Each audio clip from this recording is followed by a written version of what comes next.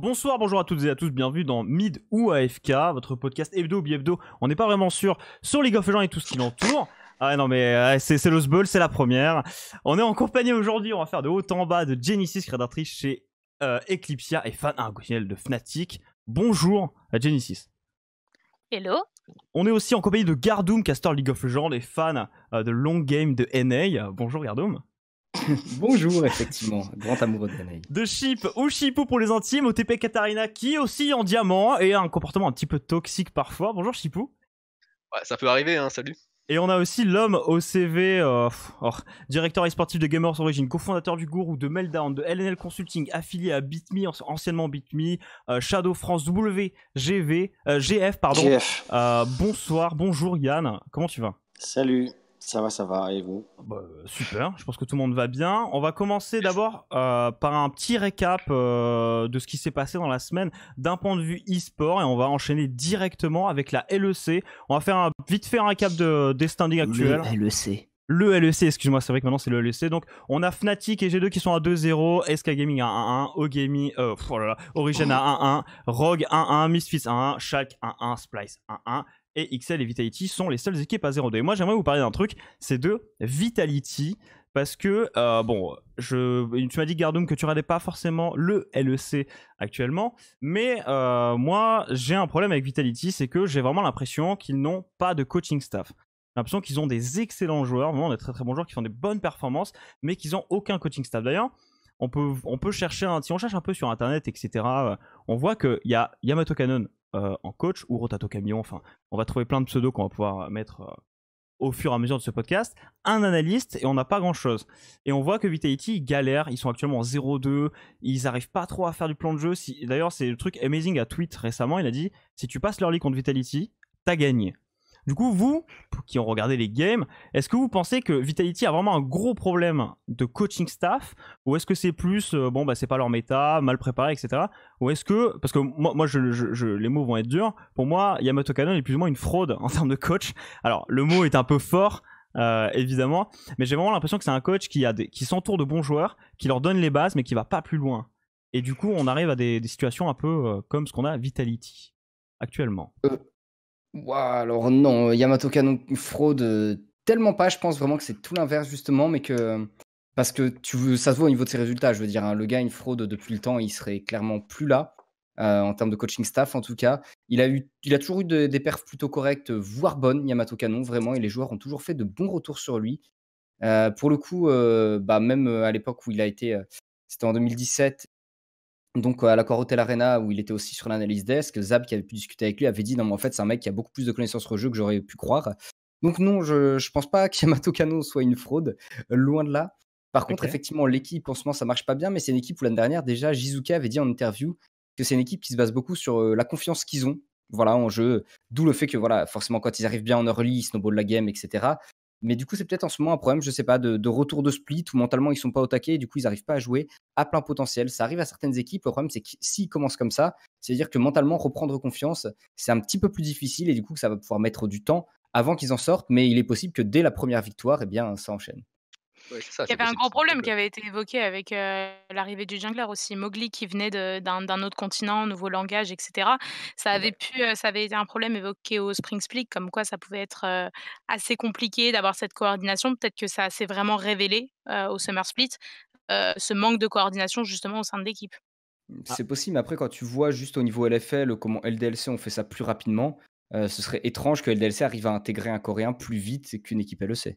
Ouais, mais alors dans ce cas-là, moi je te réplique, excuse-moi de te couper, je te réplique, Fnatic, qui a intégré un Européen, Nemesis. Pourtant ils ont mis, près de 5 semaines à réussir à avoir une coordination à peu près potable. Donc là-dessus, l'intégration des joueurs, peut se faire très différemment d'une équipe à l'autre. Ouais, bien évidemment, on a ce côté de chaque joueur est complètement différent. Mais après, il y a le truc aussi, c'est est-ce que ça traduit pas un manque d'infrastructure ou en tout cas d'efficacité de l'infrastructure. Par exemple, on a LDLC, on connaît bien LDLC pour le coup sur la sur la ligue française, on va dire, et on sait qu'ils ont quand même une assez grosse infrastructure. Donc peut-être qu'il y a ce truc-là de Vitality a peut-être pas forcément, par exemple comme Splice, on sait qu'ils ont une énorme infrastructure. Fnatic, on sait aussi, et Nemesis serait peut-être le truc qui me fait donner tort, puisque effectivement on a vu que Nemesis a mis pas mal de temps. Mais surtout, la question que je me pose, c'est que est-ce que Vitality aujourd'hui avec les joueurs actuels peut espérer accrocher un top 3 ou un top 5? Parce que c'est comme ça qu'on a vendu Vitality quand même comme équipe, en tout cas l'année dernière. Un top 3, je suis vraiment pas sûre. Aujourd'hui, il y a des équipes qui sont vraiment au-dessus. G2 et Origin, pour moi, c'est incontestable, qui continueront à décrocher le haut du classement. Et avec le début que fait Fnatic, je pense qu'ils pourront assez remonter. Ils ont une base extrêmement solide de très anciens joueurs. Donc pour moi, le top 3 va rester sur ces 3 équipes-là. Après, je les vois bien remonter assez facilement au top 5 et redépasser le reste des équipes parce que mine de rien, l'année dernière au Worlds, ils avaient fait une performance contre RNG, contre Gen.G qui était incroyable.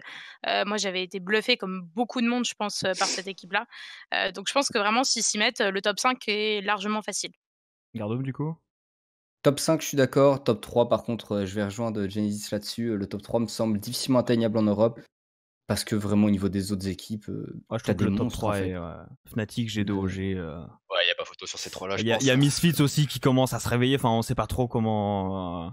Enfin bon, voilà, le sujet Vitality est clos. Donc, je pense que moi, personnellement, je pense que c'est un peu un problème d'infrastructure et qu'on a un problème vis-à-vis des comportements et peut-être de comment mettre son équipe dans de bonnes conditions pour aller, parce que les joueurs sont excellents, clairement. Après, moi, ce qui me fait peur, c'est que peut-être que le retard ne pourra pas être rattrapé. Est-ce que Yann, ça te dit un truc, peut-être intégration d'un joueur plus compliqué? Est-ce que tu as un truc vis-à-vis de ça ou on passe directement au LCS Night? On a la même chose. Allô? Ouais. On a la même chose. Donc, de toute façon, je pense que c'est la même chose à tous les niveaux, hein. Un nouveau joueur est toujours c'est une nouvelle intégration, c'est une nouvelle stratégie à mettre en place, surtout dans des jeux d'équipe comme League of Legends. Mais pour le coup, je suis pas du tout capable de juger du manque ou pas d'infrastructure dans une structure ou dans une autre au niveau de la LEC, parce qu'on n'a pas ni les mêmes moyens, ni les mêmes ambitions, ni les mêmes obligations par Riot. Enfin, il y a beaucoup de choses qui diffèrent, donc c'est quand même assez difficile de juger pour nous Mais à notre niveau. Du coup, la question serait plus, toi, tu penses que enfin, à quel pourcentage tu mettrais un petit peu l'infrastructure et le joueur en lui-même dans l'intégration de l'équipe? Parce qu'on sait qu'il y a des joueurs, par exemple, qui sont beaucoup plus difficiles à intégrer parce que plus timides, etc.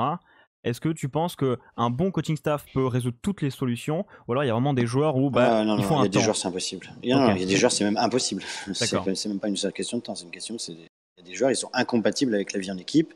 Tu peux t'en rendre compte qu'une fois que tu les as que tu as essayé de les mettre dans ton équipe. Ils sont pas incompatibles avec toutes les équipes en fait, mais ils vont être incompatibles avec 80% ou 100% ou 20% des équipes professionnelles.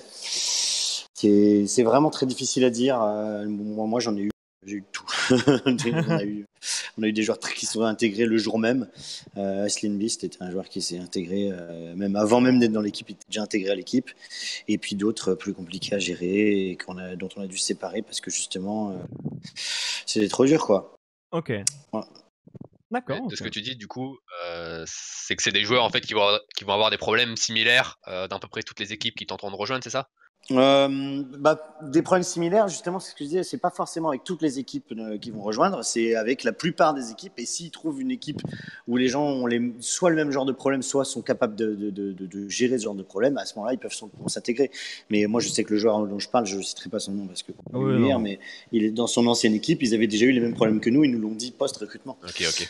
Ah ouais, post-recrutement, ils vous disent le truc. Au fait Okay. Ouais, mais c'est parce que tu peux pas cracher sur un joueur avant qu'il soit recruté, parce que ça peut marcher avec d'autres équipes, du coup. Bah oui. Ouais, mais dans le mercato, quand même, t'as un devoir en tant qu'équipe qui vend de, au moins, je te dis pas de détruire ton joueur, mais tu dis. En l'occurrence, on l'avait pas racheté à eux, en fait. C'était juste qu'on était l'équipe suivante. Il avait été bench et on l'a racheté une fois qu'il était sur.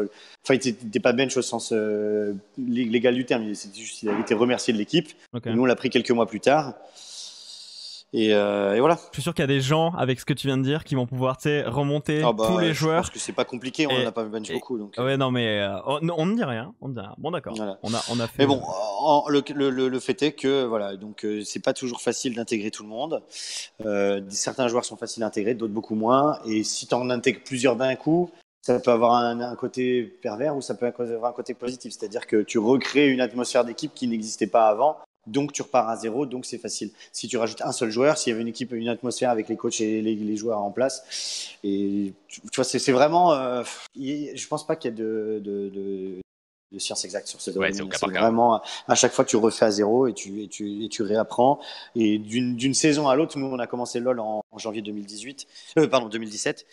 Enfin décembre 2016 plutôt, d'une saison à l'autre et même d'un changement à l'autre, tu peux avoir une équipe qui n'a plus aucun rapport avec celle d'avant au niveau de la gestion, au niveau de où tu peux les faire vivre, où tu peux pas les faire vivre, la façon dont tu vas gérer, ne serait-ce que leur rythme de vie, le schedule, enfin tu vois, le sleeping schedule, tout ça, tout ça. Voilà. Bah, tu me tends une perche pour une question que j'avais pas vraiment prévue, mais du coup, toi, depuis décembre 2016, janvier 2017, avec toute l'expérience que tu as de Gamers Origin, c'est quoi les trucs où tu sais que tu as appris et où tu t'avais jamais pensé à ça? Tu sais, un truc débile, tu vois, j'en sais un, moi, genre. 1 million de choses. Non, mais si t'as vraiment un truc complètement stupide auquel j'avais jamais pensé, je me dis putain, mais maintenant je le sais. Par exemple, est-ce que vous saviez que pour tourner une clé dans la porte, il faut savoir qu'il faut tourner la clé dans la porte? Ouais. Attends. Moi je suis au courant, on avait appelé les pompiers il y a quelques années avec des potes. J'ai un de mes joueurs qui a dormi sur le palier de son appartement parce que la première fois, il a mis la clé dans la porte et il savait pas si on tournait à gauche et à droite, et sans vouloir vraiment prendre le risque de savoir si c'était à gauche et à droite au cas où, je sais pas, une alarme se déclenchait, ou les loups venaient le manger, quelque chose comme ça. Eh bien, il a dormi sur le palier parce qu'il n'était pas sûr de quel côté, et comme il était 3h du matin quand il était rentré chez lui et que j'ai pas répondu à 3h du matin parce que je dormais, il a fallu attendre le lendemain, et donc on nous a dit le lendemain, son colocataire nous a dit le lendemain en arrivant à l'appartement, enfin en se levant, que le joueur en question avait dormi sur le palier. Attends, voilà. C'était un joueur français ou pas? Aucune information. Ok, aucune information, d'accord, il n'y a pas de souci. Il y avait quelque chose d'initial, pardon? Ah non, mais je comprends très bien le principe. Ça m'est arrivé il y a quelques années. On avait juste pas assez enfoncé la clé dans une serrure. Ah non, mais lui, il l'a pas. Et on a. C'était un autre problème. Il a pas essayé. Ouais, mais nous, on a appelé les pompiers. Non, mais lui, il n'est pas resté bloqué. Il a juste pas essayé de la tourner parce qu'il m'a envoyé un texto et il m'a dit, Yann, la clé, quand on la met dans la serrure, il faut la tourner vers la gauche ou vers la droite. Et comme j'ai pas répondu, nous, on n'était pas bloqués. Ça aurait été mieux qu'on soit bloqués. Non, c'était juste qu'il fallait enfoncer un tout petit peu plus pour pouvoir tourner à droite ou à gauche. Voilà. Donc, c'était vous étiez bloqué parce que vous ne pouviez pas tourner la clé. Nous, il n'a pas essayé de tourner la clé. Okay. On sent que c'est une histoire un peu. Tourner la clé. On sent que ça t'a marqué. Que quelque chose lui arrive. Et moi, le lendemain matin, quand j'ai réalisé ça, je me suis dit, écoute, il va falloir que j'arrête d'assumer que certaines choses sont évidentes pour les gens dans la vie. Tout n'est pas évident pour tout le monde. Pas mal. Ok, voilà. D'accord. Non, mais franchement, j'ai eu bien mieux. Sur les contrats des joueurs, leur marquer attention, il faut tourner la clé dans la serrure à droite. Je suis pas sûr qu'ils apprécient tous. C'est pour ça que les contrats sont longs aussi, non? Les contrats sont très très longs à cause de ça. Non, mais c'est juste que une fois que tu expliques quelque chose à quelqu'un, il faut lui expliquer tout de A à Z. Attention, quand tu rentres dans ton appartement, il faut mettre un pied devant l'autre, sinon tu vas rester sur place si tu ne mets pas un pied devant l'autre. Donc quand je suis devant la porte, ça ne me téléporte pas automatiquement dans mon lit. Bon, d'accord. Alors je vais avancer.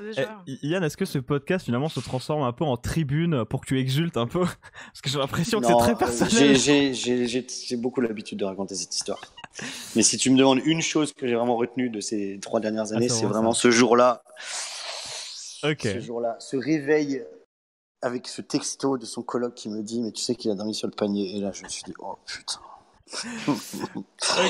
Il est bien parti ce sprint. Il est bien parti, ouais. On va passer du coup à la prochaine ligue, parce qu'on va parler des LCSNA. Et les LCSNA, il faut en parler parce qu'il y a quelque chose d'incroyable.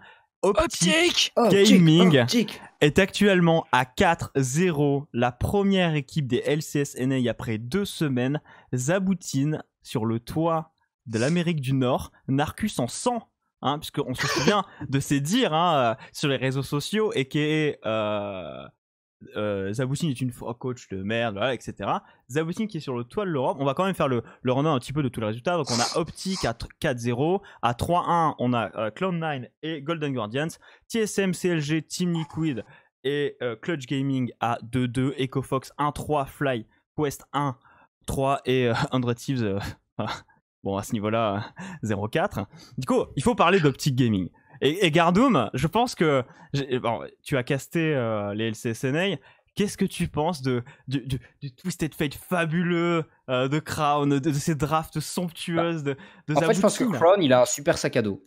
Ah ouais, non, mais alors, Voilà. j'avais pas C'est- envie, Comme ça, c'est vrai que. j'avais pas envie de partir meilleur- sur ça. Meilleur recrutement ever de Optic Gaming. Ah, mais ça- Voilà, c'est-à-dire qu'ils prennent un mec qui était rincé en Corée, mais on sentait que c'était plus le Crown d'avant. Il quoi. était cramé, plutôt. Et ouais, ça marchait moins il était pas bien. bien. Il y a un truc qui n'est pas. Il en parlait. Enfin, il y a le sujet qui a été tourné qui était assez génial entre Crown et Sublime sujet, CoreGG depuis qu'ils sont au NA, qui est incroyable et qui dit en gros, bah c'est bien, t'as gagné le championnat du monde, mais limite toute la Corée te crache dessus parce que tu l'as pas gagné avec l'art et la manière, mais juste parce que à partir du moment où tu sais que Faker, tu peux pas le toucher avec tes spells, bah tu prends un personnage qui l'empêche de bouger. Malzar. Sauf que du coup, les gens sont pas contents. Et il explique qu'en NA, ils s'en foutent, les gens juste tu gagnes, ils sont contents. Ouais, Et ça a beaucoup changé la mentalité. Donc pour moi, en fait, Optic, ils ont récupéré un joueur qu'on pensait peut-être cramer, qui avait juste plus le côté mental adapté. Ils ont réussi à refaire devenir le monstre qu'il était. Zabutin a parlé sur Eurogaming de l'histoire. C'est incroyable le recrutement de Crown. C'est-à-dire que c'est des mecs de Genji, enfin d'une filiale ou Ouais, de qui voulait le Genji, placer, voilà, qui sont allés voir Zabutin et Optic Gaming pour leur dire, on a Crown,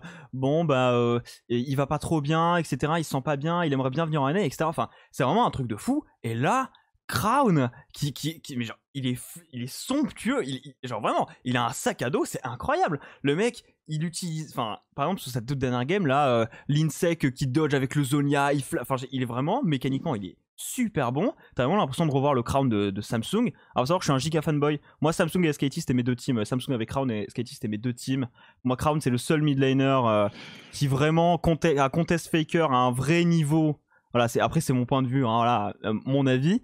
Mais surtout, la question que je me pose, c'est Optic Gaming, un playoff NA ou même un top 3 peut-être? Je sais pas, vous en pensez quoi, vous, de ce rêve? Le playoff est faisable parce que c'était pas passé loin la dernière fois déjà. Hein. C'était voilà, Ouais, ce une game 9-9. perdue, je crois que c'était face à TSM, des trucs du genre. Ça s'est pas joué à grand chose. Donc Optico playoff là sur ce split, franchement, c'est quelque chose de faisable. Et Optic C'est quelque chose de World? faisable. Optico Wars, alors là en fait, c'est pas contre Optic, c'est plutôt par rapport aux autres équipes qui ont un NA. Liquid, ils ont une line-up qui, c'est impossible que Liquid ait pas Worlds quasiment, Oui, bon, qu'on soit oui, d'accord. Là, ils font un début de split dégueulasse, mais en soi, c'est Liquid avec les joueurs qu'ils ont, c'est juste quelques semaines le temps de se remettre en route. TSM, pareil, avec le retour de Grig dans la jungle, qui pour moi marche beaucoup mieux qu'Acadian.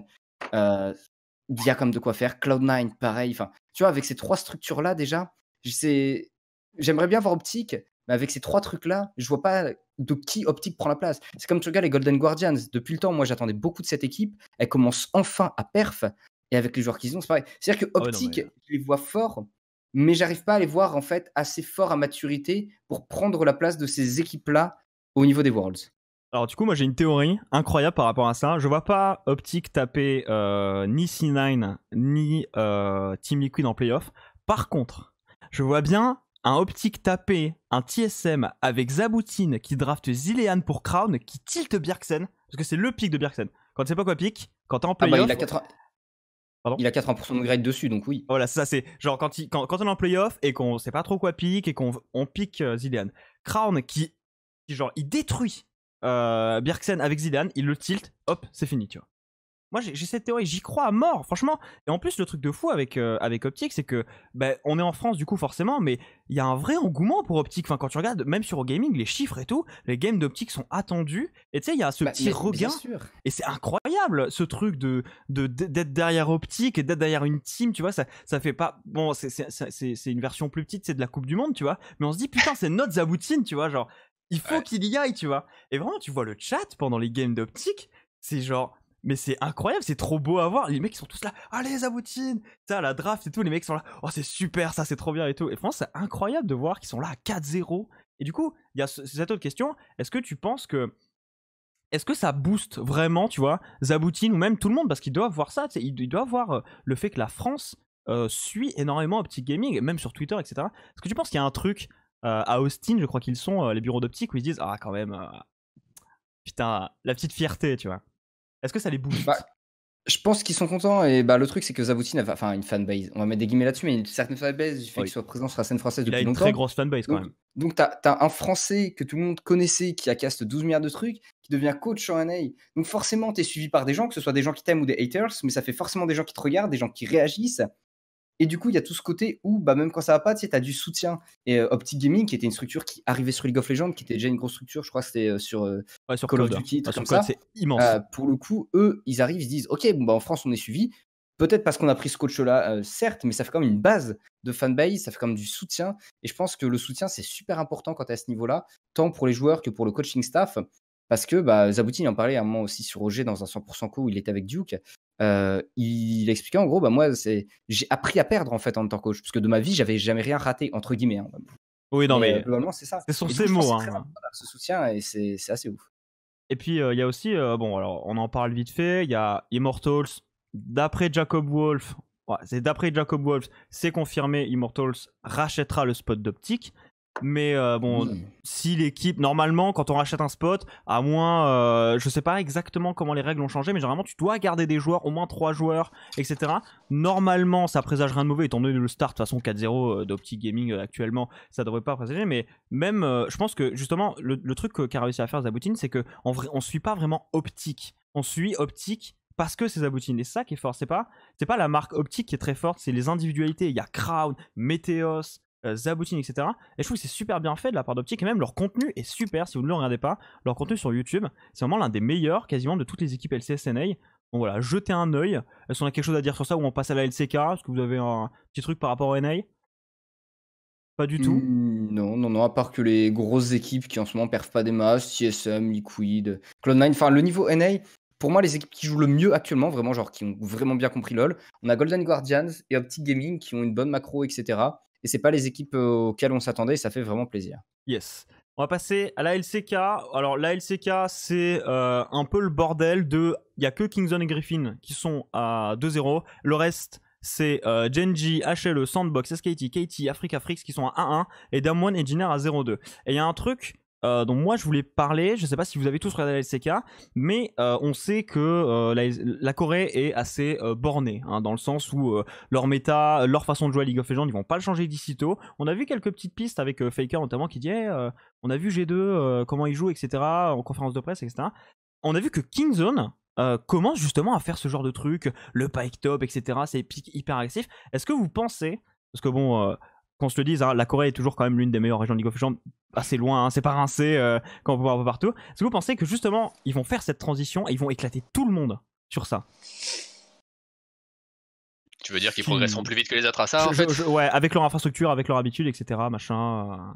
Je sais pas, moi personnellement, je trouve qu'ils ont toujours été devant, que justement, on a toujours été dans une phase où la Corée faisait quelque chose et après EU, etc., cherchait à les rattraper.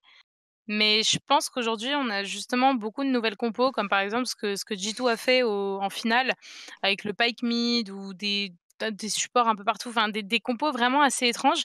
Et je pense que même, enfin, ils vont pas forcément réussir à les dépasser. Peut-être à leur tour à les copier, mais pas forcément à dépasser, pas forcément à instaurer quelque chose de nouveau, parce que justement, je trouve qu'il y a cette mécanique-là de nouvelles compos pour chaque équipe qui a été mise en place et qu'on n'en est plus au stade de juste copier la Corée, mais justement d'essayer de la surpasser et de dominer avant qu'ils fassent quelque chose de nouveau. Ok. Ça reprend beaucoup le discours de Yamato Kano l'année dernière au Worlds. On parle de loup. Non, mais c'est exactement ce qu'il a dit. Yamato Kano, justement, il expliquait très bien que c'était le truc en mode, bah voilà, pendant longtemps, on a essayé justement de copier les pays asiatiques, de copier la Corée. Et maintenant, quand on voit les résultats, en fait, bah non, c'est à nous de développer notre propre style. Alors, évidemment, il le dit avec sa voix ultra charismatique et tout, hein, ce qui aide beaucoup. Désolée, je n'ai Mais pas de voix ultra charismatique. Non, mais c'est exactement ce qu'il disait. Et Oui, c'est il assez parle comme intéressant. ça un petit peu. À noter qu'on a quand même d'ici un mois les Rift Rivals. Oui. Rift Rivals, dans un mois, ça va être l'Asie.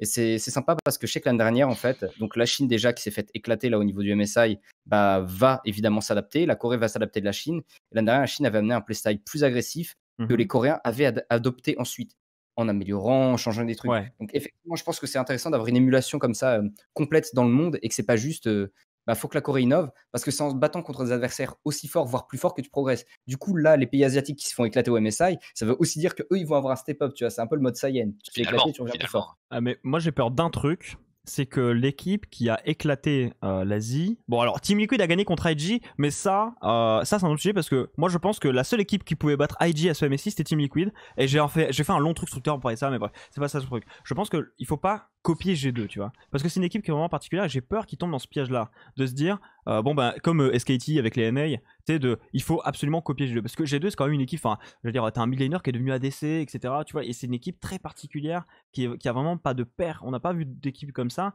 Et du coup, j'ai un peu peur qu'ils tombent dans ce travers-là. Et franchement, j'aimerais bien qu'ils développent leur style de jeu. Et tu sais qu'on est vraiment un truc de quand la Corée va faire une game contre l'Europe, c'est le style de jeu coréen contre le style de jeu européen, tu vois. Et c'est vraiment ce clash, tu vois, qui va être intéressant. Je sais pas ce que t'en penses. Pour moi, dans tous les cas, la Corée, je pense pas qu'ils soient dans l'optique de copier.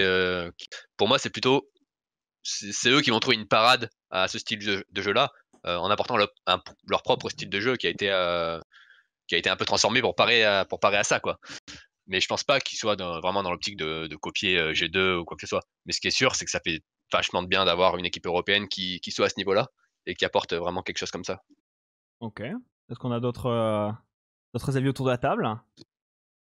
Non, d'accord. Bon, alors, on va passer. Pardon. Position de style, c'est ce qui serait le plus intéressant. Mais après, les styles, de toute façon, t'as toujours des inspirations qui viennent de part et d'autre, quoi. Ok, ouais, c'est vrai.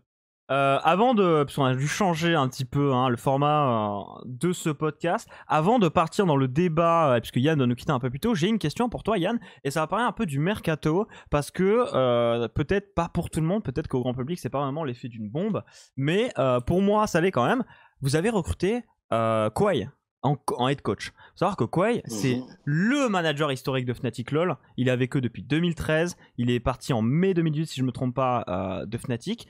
Comment, entre guillemets, comment tu vois la transition? Comment t'expliquerais le fait que le manager emblématique de la plus grosse équipe européenne est dans une équipe LFL?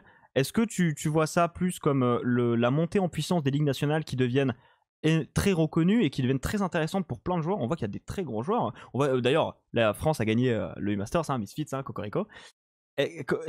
Comment c'est pas tu dis ça en posant la question à Yann, c'est bien joué. Cocorico.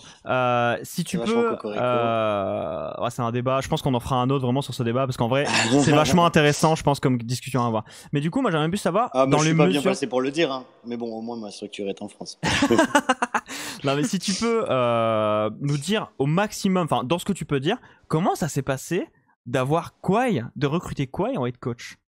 Alors, dis-toi que moi, je n'avais aucune idée de qui c'était jusqu'à ce qu'on le recrute. Ok, d'accord. En fait, si tu veux, on a recruté Ramon à Disney l'année dernière parce qu'on avait eu un problème de coaching juste avant justement le Disney. Ok.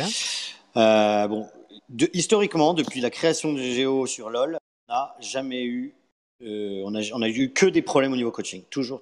On n'a jamais eu de bon coach au bon moment. Enfin, c'était jamais le coach qui correspondait à l'équipe qu'on avait. Donc, forcément, quand on recrute un coach, c'est toujours un peu qu'est-ce que ça va donner? Est-ce que cette fois-ci ça va marcher? Nanana. Et puis là, en l'occurrence, Sauce Perfect le connaissait de Fnatic parce que Sauce avait été fait chez Fnatic en académie en Angleterre, je crois, il y a 2 ans, 2017. Et Burzor était avec lui juste avant, là, chez Mad Lions. Spring Split 2018-19 et donc ils se connaissaient les deux connaissaient très bien le joueur, le coach et qui était un manager en plus, c'était pas vraiment un coach, il a commencé comme manager, il a fait un peu tout, quoi. Il était assistant manager, ensuite assistant coach, ensuite manager, ensuite directeur, après il était devenu head coach. J'ai un peu pas trop suivi son parcours parce que pour être sincère je m'en fous, mais le fait est que donc mes 2 joueurs avaient envie de l'avoir comme coach. Je pensais que c'était un bon coach. Les 3 autres n'étaient pas contre, le connaissant moins. Nous, de notre côté, Ramon ne faisait plus l'affaire l'équipe actuelle parce que il n'y avait pas entente entre les joueurs et le coach, ce qui est toujours le problème. Donc, il fallait faire quelque chose. On était à 0-2 en LFL. On est jeudi soir. Donc, on perd mercredi soir, notre deuxième match. On est jeudi soir, on se dit qu'est-ce qu'on fait? Le jeudi on s'utilise pour débrief. Jeudi soir on se dit qu'est-ce qu'on fait? Les joueurs me disent on faut le virer. Je dis malgré notre attachement, parce qu'on s'entendait quand même très très bien avec lui, malgré notre fort attachement et notre connaissance, il va falloir qu'on le remercie.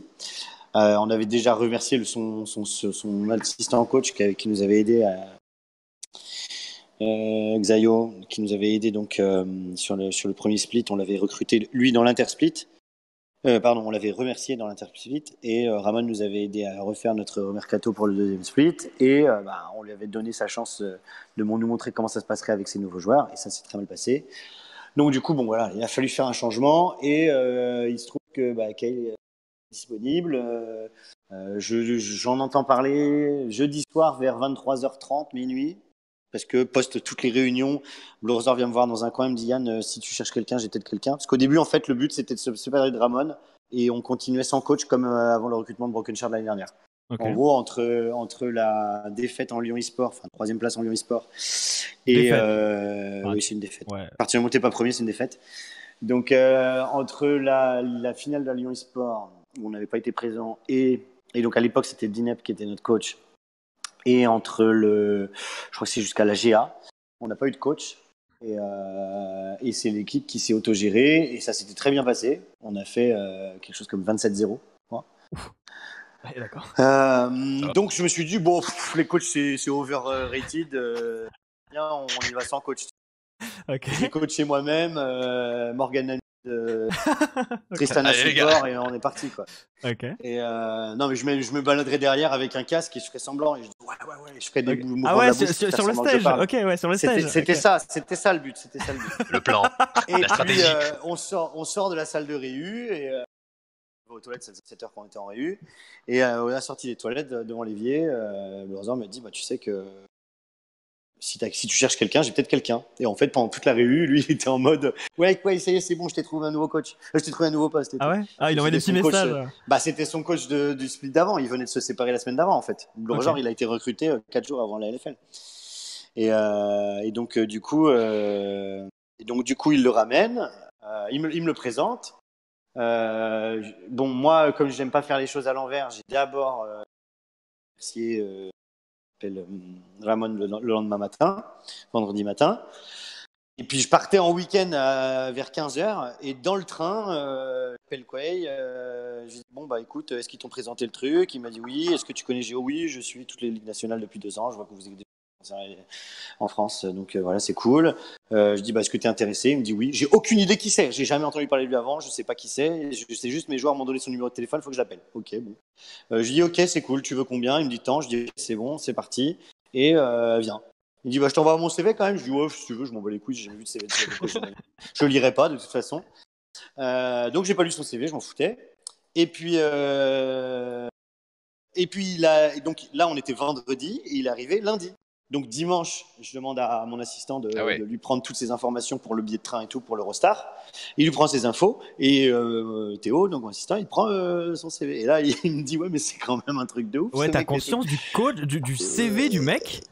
Et je dis ok, si tu le dis, peu importe, je suis en week-end, je m'en fous. Et j'arrive et puis lui, ça se passe bien. Donc en fait, pour être tout à fait sincère avec toi, c'est pas contre lui, mais voilà, je savais pas qui c'était et voilà. C'est juste mes joueurs qui l'aimaient bien et tant mieux qu'il avait envie d'être chez nous et pour l'instant ça se passe très bien avec lui au niveau de la façon dont il a repris l'équipe.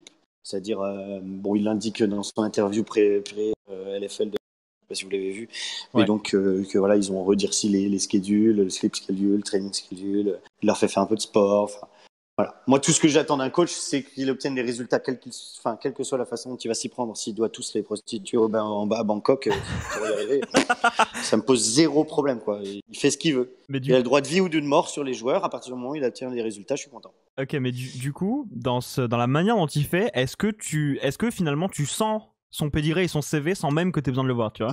Est-ce que tu sens que vraiment le mec... Il y a une chose qui nous a choqué, c'est donc le lendemain, enfin non, pas le lendemain. En fait, il est arrivé le lundi, on avait 2 matchs de LFL perdu contre Rock, je crois, et le deuxième qu'on a gagné contre Solari. Et pendant donc lundi, mardi, mercredi, il s'est contenté de regarder ce qui se passait. Nous, on a un assistant coach, donc l'assistant coach a géré les drafts et tout. Donc, il a regardé comment ça se passait. Et jeudi, il a dit voilà, j'ai préparé un document. Donc, déjà, c'est la première fois qu'un de mes coachs de toute ma vie avait créé un document. Donc, il nous a pris dans la salle de réunion et il a mis un PDF sur le truc. Je fais what the fuck, un PDF? Je savais même pas que ça existait.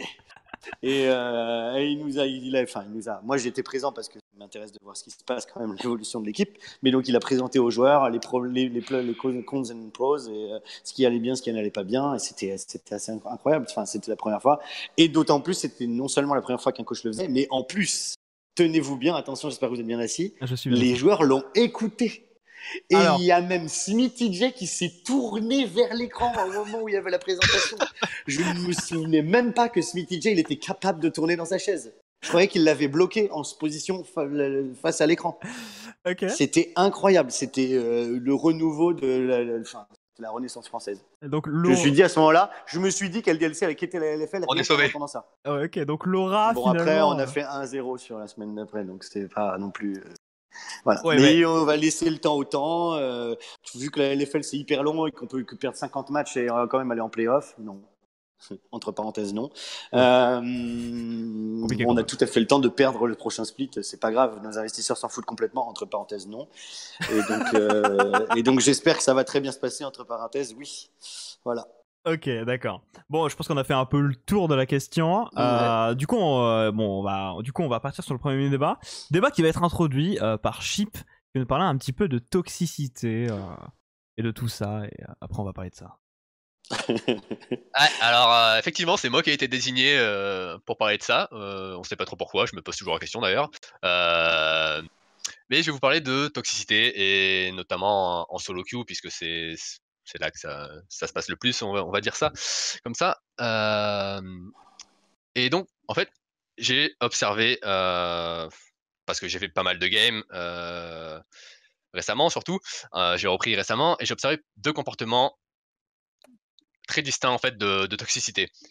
Pour moi, il y a le mec qui décide, enfin à la moindre débandade de l'équipe en fait, si on peut dire ça comme ça, le mec va int ou le mec qui n'a pas son rôle va choisir un mot épique, etc. Et ça, c'est une expérience qui est toxique. Et il y a le deuxième comportement, selon moi, qui est celui en fait qui va réagir à ce premier comportement-là et qui va devenir toxique par la même occasion.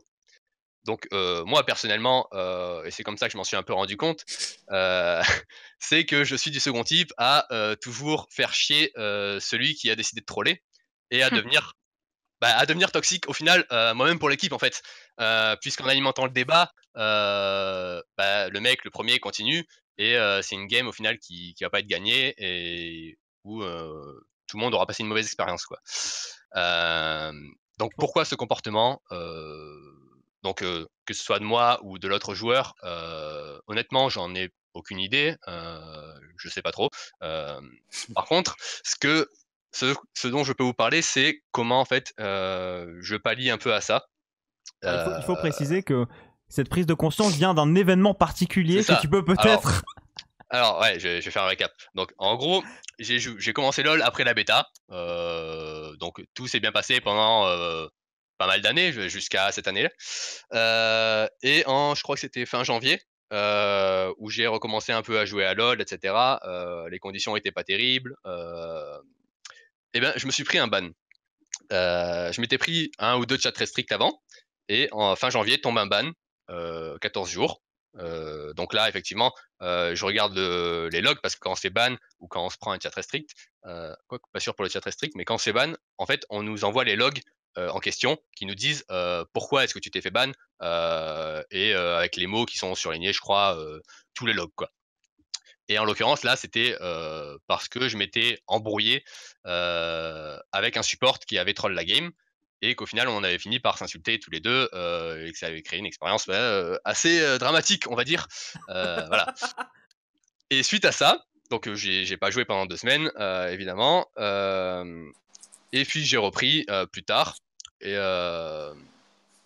je me suis rendu compte un peu à quel point c'était stupide ce comportement-là de répondre aux gens, d'alimenter le débat. Et au final, en fait, on avait un peu le même rôle de toxique dans la game et personne voulait jouer avec que ce soit le premier mec qui troll ou moi-même qui répond à ce mec-là. Et donc, comment je pallie à ça pour plus me faire ban, pour plus être chat restrict en fait. C'est un peu ça l'idée parce que j'adore le jeu et j'ai adoré les 8 années où je me suis fait plein d'amis sur LoL, où j'ai joué avec mes potes IRL et on s'est éclaté. C'est vraiment le jeu Et insulté. qui m'a marqué. Ouais, bon après ça c'est en vocal, hein. C'est autorisé. Donc je disais, ouais, comment je pallie à ça? J'ai essayé de mute all, parce que Yann, tu disais toi tout à l'heure, vis-à-vis des contrats, et cetera, tu peux imposer à tes joueurs de pas parler, ce genre de choses. Ouais, Et enfin, forcément, c'est quand même pas si simple que ça, mais non mais oui. c'est un peu l'idée, quoi. Grosso modo. C'est un peu l'idée. Tu as un peu de contrôle sur eux. Quand tu es un joueur solo queue qui a pas d'ambition à devenir professionnel ou quoi, et où tu veux «t'amuser» entre guillemets, mais où tu t'imposes pas en fait de règles, de conduite ou ce genre de choses, c'est un peu plus compliqué. J'ai essayé de mute all, c'est pas quelque chose qui marche vraiment pour moi, parce qu'il y a des fois où tu oublies, il y a des fois où le mec quand même va te spamping et cetera. Tu finis toujours par si tu es tilté, tu finiras toujours par être tilté en fait. Et donc la solution que j'ai trouvée, la seule solution qui me permet en fait d'avoir un peu de fun en ce moment, c'est de trouver le joueur ou les deux joueurs qui sont sympas dans la game et qui font en sorte qu'il y ait une bonne ambiance, et de seulement rester avec eux, de jouer avec eux, et d'ignorer entre guillemets l'autre. Mais ce serait pas possible si je pouvais pas communiquer avec des joueurs qui sont sympas et qui font avancer la game. Le problème, je pense, dans mon cas, c'est que si on est seul à jouer et qu'on voit qu'il y a un mec qui feed d'un côté, un autre qui t'insulte, et cetera, c'est plus vraiment intéressant de jouer la game, c'est plus vraiment intéressant de jouer au jeu au final. Il faut trouver une motivation dans le jeu, il faut trouver des alliés, des amis à se faire, entre guillemets. Ok, bon. C'est un peu ça la conclusion. Ok, donc on a eu cette petite introduction à la toxicité. Et moi j'ai une grande question pour toi Yann, c'est que considérant que la solo queue est un environnement compétitif au même titre que la LFL et autres, donc on parle vraiment d'environnement compétitif, d'accord? On n'est pas... Solo queue à haut niveau alors. Non, oui, mais on considère dans un monde parfait que la solo queue est complètement un environnement compétitif, que les gens qui sont là pour gagner, etc. Et que donc ils sont prêts à subir, entre guillemets, ou alors avoir des restrictions, quelles qu'elles soient, tout ça dans le but de s'améliorer. Toi Yann... À tous les niveaux? À tous les niveaux, tu es le maître. Non, mais je veux dire, c'est impossible de considérer ça à tous les Non, niveaux. dans mais l'hypothèse où en c'est fait une hypothèse. ils jouent, Les gens, ils débutent. Hein. Non mais bien sûr, non mais c'est une hypothèse. Toi, tu es Ok. Riot te fait mec, on adore ce que tu fais chez Géo, on veut que tu t'occupes de la toxicité et que tu rendes en sorte l'expérience la meilleure possible. Qu'est-ce que tu fais toi avec tes joueurs qu'on pourrait faire dans le jeu? Je te pose une colle. T'as 10 secondes. Non, mais on en a parlé avant Oui, mais du coup, c'est... là-dessus, j'ai vraiment rien à vous dire. Moi, mes joueurs, je leur demande une certaine tenue qui est celle qu'on impose à tous les joueurs de tous les jeux. C'est pas le LoL en fait. Oui, non, mais tous les en joueurs général. de tous nos jeux À niveau sont professionnel, ouais. tenus à la même rigueur professionnelle et à la même, comment dire, à la même représentation de l'équipe, quoi. Tu représentes un groupe, tu représentes une équipe, tu représentes une marque, tu dois être professionnel. Et donc souvent, ça passe par être irréprochable, que ce soit in-game ou hors game. Et c'est effectivement quelque chose auquel moi je tiens beaucoup, parce que c'est quelque chose qui, pour moi, représente l'esprit sportif, l'esprit Coubertin, tout ça. Ce qui n'est pas du tout, c'est unpopular opinion as fuck, ça, mais bon, bref. Moi, je suis de ton côté, moi je suis complètement d'accord avec toi sur ce coup, mais on se Ouais, battra pour ça. mais pour le coup, c'est pas quelque chose qui est très bien vu dans l'e-sport, Ouais, je suis d'accord. parce que l'e-sport n'est pas forcément considéré comme un sport. Même moi, je le considère pas comme un sport, mais pour autant, l'esprit de compétition reste le même, selon moi. Je suis d'accord. Enfin bref, peu importe. En tout cas, ce qui est sûr, c'est que donc chez Géo, les joueurs sont soumis à une certaine restriction par rapport à... Soumis, c'est un bien grand mot, mais je leur redemande de le faire, et ils sont obligés de le faire parce qu'ils n'ont pas envie de me décevoir, en fait. Et ils n'ont pas envie de me décevoir parce qu'il y a un respect qui s'inscrit entre les joueurs et moi et la structure, qui fait qu'ils ont juste envie d'être dans les clous, quoi. Ils voient que les autres le font depuis toujours. Enfin, si tu regardes l'historique de Gamers Origin en termes de visibilité et de fair play, Ah oui, c'est très... tu auras du mal à trouver beaucoup de choses à nous reprocher. Bah, Il y a plein de choses qu'on peut nous reprocher, mais sûrement pas à ce niveau-là. J'ai- Enfin, ça a dû arriver, hein, mais bon. Bah, tu vois, en tête, moi là, j'ai aucune coquille, aucun truc, tu vois. Après, est-ce que justement, parce que tu parles, je te coupe, est-ce qu'il n'y a pas une notion de responsabilité? Est-ce que c'est pas le fait que tu donnes la responsabilité et l'enjeu qui fait que du Non. coup, il y a plus ce côté-là? Ou c'est vraiment de la restriction Non, pure et pas dure? du tout, pas du tout. Puisque en général, ils n'ont aucune idée de pourquoi je leur demande ça. Ils savent même pas comment comment l'équipe est perçue. Surtout les joueurs internationaux, si tu veux, les joueurs de LoL, c'est des joueurs, ils arrivent, ils viennent chez nous, ils vont split, ils n'ont aucune idée qui on est et où on va juste les payer. Et voilà. Ça, c'était pas vrai avant, c'est devenu très vrai ces derniers temps. Enfin, cette année, on va dire. Mais bon, quoi qu'il en soit, il reste quand même très respectueux. Et puis, de toute façon, globalement, on essaye quand même de recruter des joueurs qui ne sont pas toxiques. Moi, très souvent, quand on me dit, lui, il est hyper toxique et machin, je le recrute pas, c'est tout. Ok. Il y a des joueurs de LFL actuellement qu'on m'a déconseillé par rapport à leur toxicité et par rapport au fait qu'on savait très bien qu'ils n'iraient pas avec moi, en fait.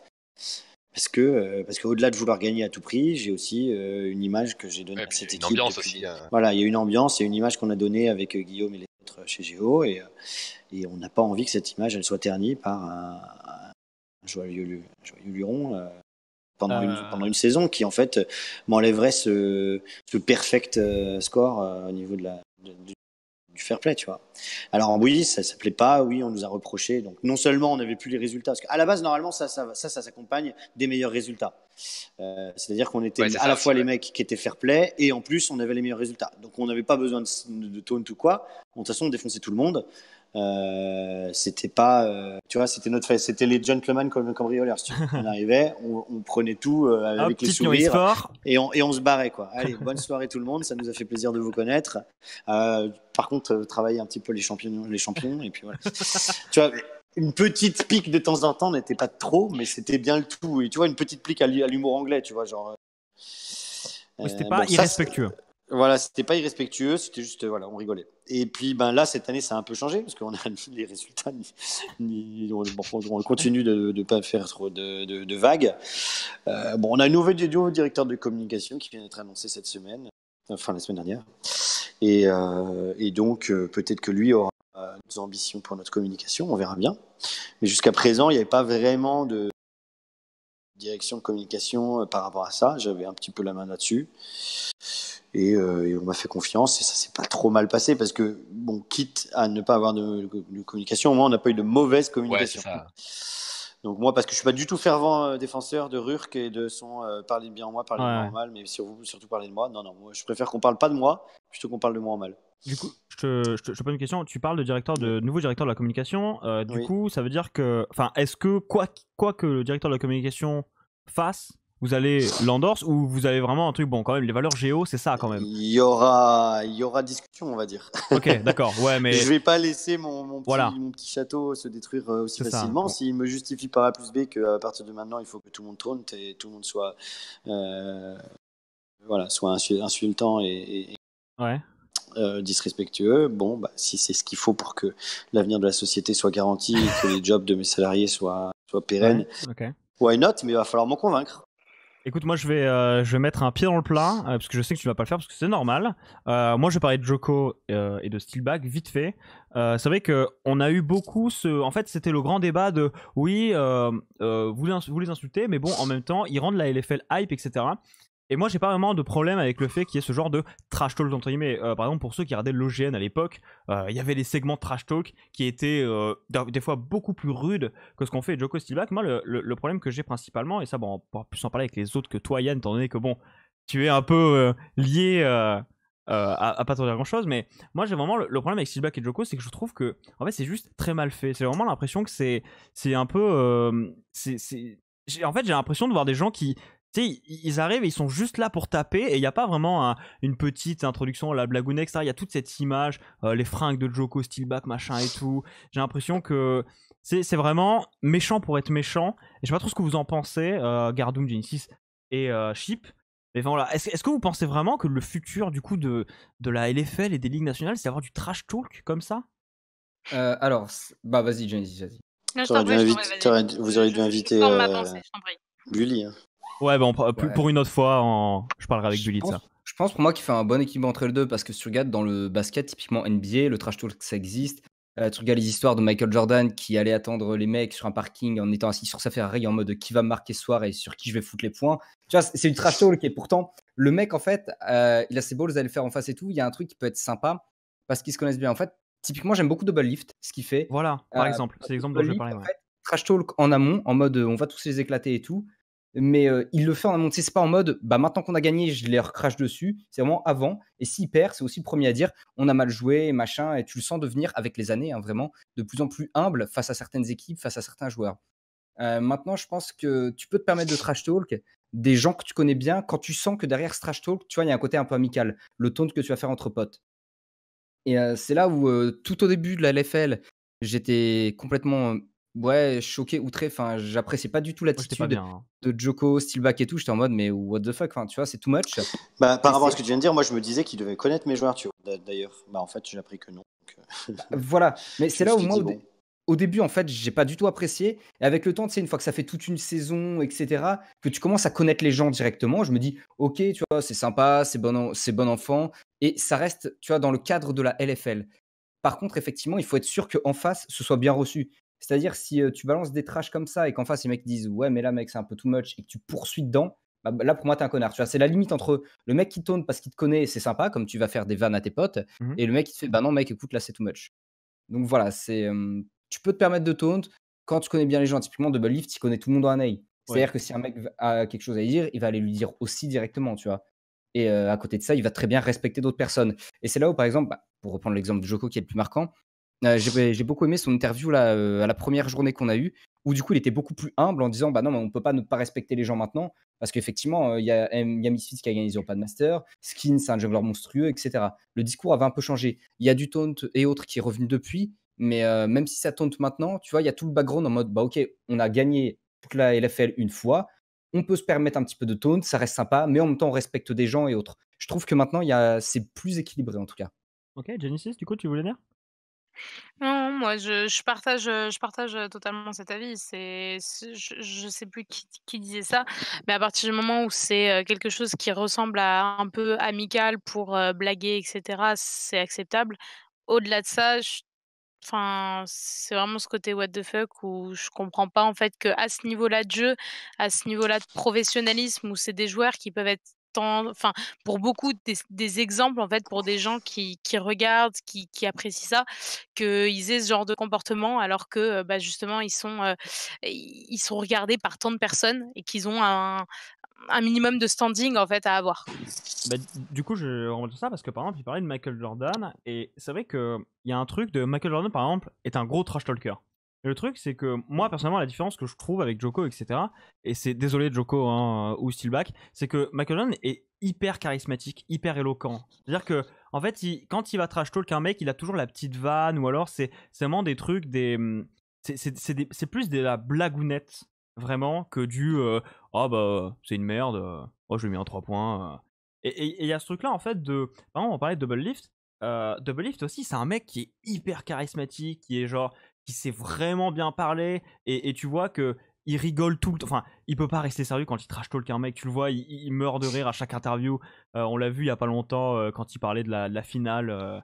D'ailleurs, la finale TSM contre Team Liquid, c'était super drôle. Ce truc de Sven qui est devant Jensen, qui fait oh je le vois pas, etc. Enfin, il y avait plein Oui, de c'est petits ça, mais trash parce que talk. le joueur, on se connaît en fait. Et Double Lift, il a le charisme lié avec l'expérience aussi. Tout au début, ça avait l'air d'être un petit con qui trash talké. Ouais, oui. Maintenant, il a un mélange entre la bonne vanne, le côté humble, le fait de bien connaître les gens et tout. Et tu vois, il y a ce truc du coup, en Corée, pour pallier à ça, pour pallier au fait que, tu sais, on a peut-être des problèmes de charisme ou des problèmes d'expérience, etc., c'est qu'ils enregistraient ça à l'avance, et du coup, ils refaisaient les prises autant de fois qu'ils voulaient, et C'était surtout, organisé, quoi. et c'était organisé, et ils le montaient comme ils voulaient. C'est-à-dire que par exemple, t'avais un mec comme, bon, t'avais Imp, je pense qu'on peut appeler ça la peste, hein, clairement, genre, Imp, quand il était, pour ceux qui ont suivi l'OGN, à l'époque, Imp, dans les segments de Trash Talk, c'était le mec qui se marrait quand quelqu'un pleurait parce qu'il perdait, enfin voilà, dans le genre de truc. Et t'avais d'autres joueurs qui étaient peut-être un peu plus timides, mais tu voyais que bah du coup ils étaient dans de bonnes conditions et tout, et ils lâchaient leur petite vanne. Bon, t'avais toujours Faker quand on lui disait mec tu joues contre lui, il fait c'est qui. Enfin voilà, il y avait cette petite blagounette, mais il y a ce truc vraiment il y a toujours ce côté respect, et j'aimerais bien qu'on entende un peu des LDLC de dire bon bah on a fait ces décisions là pour le split d'avant. Peut-être que c'était les bonnes, peut-être que c'était pas les bonnes, mais essayer d'expliquer un peu parce que c'est sorti de nulle part en fait, ce truc de Joko et Steelback qui, d'un coup. Joko a jamais vraiment été comme ça, quoi. C'est ça le truc. En tout cas en public. Hein. Bah Ah, non, mais c'est le côté communication en Bling mode bling. voilà, on arrive en LFL, il faut essayer de marquer le coup parce qu'on vient de LEC, à Voilà. mon avis. ça. Après, pour le coup, moi, j'ai pas vraiment suivi cette histoire-là, ni le début de la LFL, honte à moi. Mais je pense que effectivement, tout ce qui est trash talk et hype entre guillemets, c'est quelque chose qui a sa place et qui doit être fait. Pour que, tout Le simplement catch. pour l'entertainment. Mais ça doit être fait en amont et ça doit être organisé. Ça doit être à limite en fait un accord entre les joueurs, que ce soit juste entre les joueurs eux-mêmes ou entre les structures ou je sais pas, que ce soit de la communication. Et vraiment, ouais, que ça reste en fait de la com et que ce soit pas juste un joueur qui décide comme ça d'aller trash talk sur un post Twitter. Ça n'a aucun sens ça. Je pense qu'il faut vraiment que ce soit cadré, organisé, que ce soit un show à la limite. C'est un peu bizarre de dire ça Non, parce mais t'as raison. qu'on perdrait un peu de show. valeur. Non, mais un show comme au catch, Mais ouais, par exemple.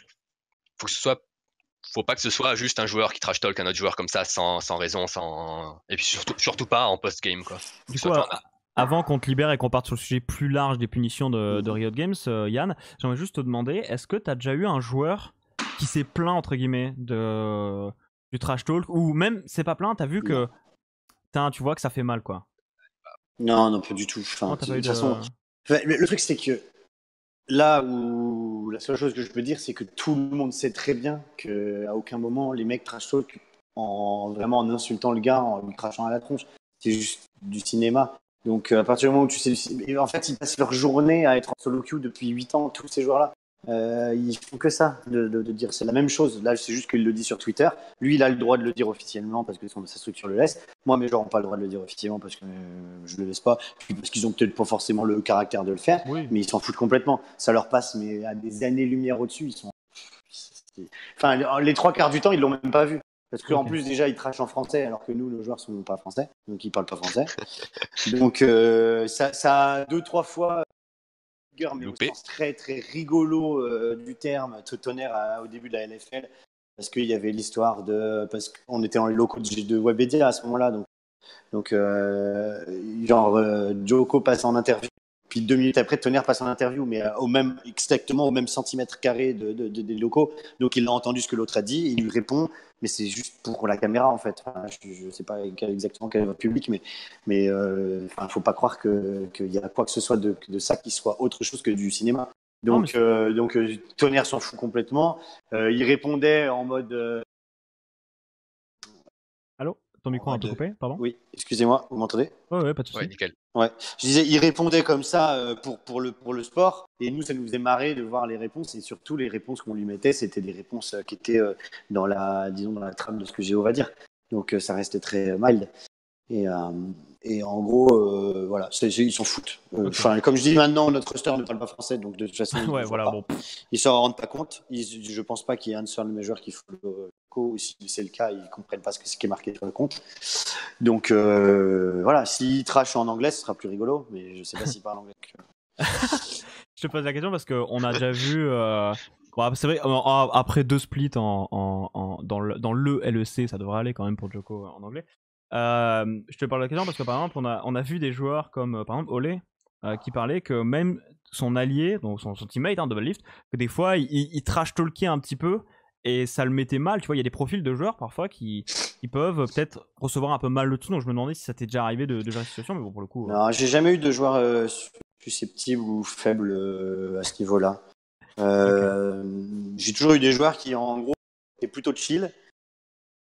Mais encore une fois, ça fait un peu partie de notre recrutement. C'est-à-dire que ça fait partie des choses qu'on veut savoir à l'avance, c'est à quel point le gars est. En fait, la toxicité va avec ça, en fait. C'est-à-dire que si tu es susceptible, souvent tu vas être toxique parce que tu es toxique parce que tu es facilement trigger. Ouais. Nous, nos joueurs ne sont pas forcément facilement trigger. Je me souviens que Blurzor, au début, quand il était arrivé chez nous, et même Tinks aussi, n'avait pas une réputation hyper génial. Même Smithy J a une réputation déplorable. Mais quand ils arrivent chez nous, c'est aussi pour se refaire une image, tu vois. Smithy J, quand il arrivait chez nous, il voulait même changer son pseudo. Ouais, pour autant, je sais pas, il y a peut-être quelque chose qui calme les gens quand ils arrivent chez nous. Ils ont plus de raison de, je sais pas si c'est moi ou si c'est la structure ou si c'est peut-être l'encadrement qu'on leur met autour d'eux où ils sont un petit peu protégés en fait du monde extérieur. Mais ils deviennent très alors j'allais dire docile, mais c'est pas du tout le mot. Enfin, c'est plus pour dire Apaisé. ils sont là pour jouer. Voilà, ils sont apaisés, exactement. Apaisés, c'est le bon mot. Ils sont là, ils sont tranquilles, ils jouent, ils gagnent, ils perdent. Bon, ça les trigger de perdre, mais au sens pas par rapport aux opposants en fait. Ça les fait juste chier d'avoir aussi mal joué en fait. Parce que quand on perd, c'est pas parce qu'on est l'équipe adverse a été meilleure que nous, c'est juste surtout parce qu'on a mal joué. Et c'est valable pour tout le monde. Et bon, ça arrive, par exemple, pour être tout à fait sincère, le dernier match contre LDLC, ils ont été largement meilleurs que nous. Ça se voyait que leur niveau était au-dessus du nôtre. Et même si on avait un petit peu mieux joué, genre on aurait joué comme on aurait dû jouer, peut-être quand on avait joué la veille contre Vitality, on aurait peut-être. Parce que là, eux, ils ont un roster qui est rodé, qui s'entraîne depuis longtemps, qui est confiant, les joueurs ont confiance les uns en les autres. Nous, le truc est en train de se refaire, de nouveaux joueurs, coach, des nouvelles rythmes de vie. Voilà. Ils s'en voulaient plus à eux de ne pas avoir le niveau que à l'équipe adverse de les avoir battus. Et en moins de les avoir trashés, ils s'en foutent de ça. Ok, d'accord. Bah écoute, je te libère parce que tu m'as dit que tu n'avais après, pas- c'est sûr qu'à la fin du match, quand on voit le trash talk, tu sais, genre, nous, les Français, enfin le staff, on va voir. Alors, qu'est-ce qu'il a écrit cette fois-ci? Ouais, ok, ouais. Et surtout qu'il avait écrit avant le match, du genre, dommage, je sais plus ce il avait pas pu le dire la veille, je sais plus pourquoi. Et il avait dit c'est pas grave, je le dirai demain ou un truc comme ça. Et donc on se disait vive que c'est ce qu'il voulait dire la veille. Et il a juste dit vous êtes des cacaboudins ou vous jouez pas très bien. Ouais, ok. Ouais, un truc bon enfant pour le coup. Ouais, je crois qu'il avait dit un truc un peu plus trash, il a supprimé, il a été repris un peu, lui ont dit de remettre le truc. Bon, il faut dire qu'il a aussi des gens au-dessus de lui. Et il y a des mots qui se disent, d'autres qui se disent pas. Et en tant que staff, tu sais pas toujours aussi comment l'équipe adverse va prendre. Machin. Il y a quand même. Enfin, LDLC et Géo, ça a toujours été deux équipes qui se respectaient énormément, quel que soit le jeu. On a eu notre rivalité qui a commencé sur Overwatch il y a quelques années et qui s'est continuée sur LoL juste après. Et moi, je suis très pote avec Anthony et Stéphane, les patrons de e-sport. Et même avec Lounet, je respecte beaucoup. Donc j'ai jamais eu de problème avec eux et ils en auront jamais parce que je sais très bien que s'ils veulent faire de la communication comme ça, c'est leur choix et je leur en veux pas. Enfin, c'est juste de la communication en fait. C'est comme une pièce de théâtre. Donc ils jouent la pièce qu'ils veulent. Moi je continue de jouer la mienne.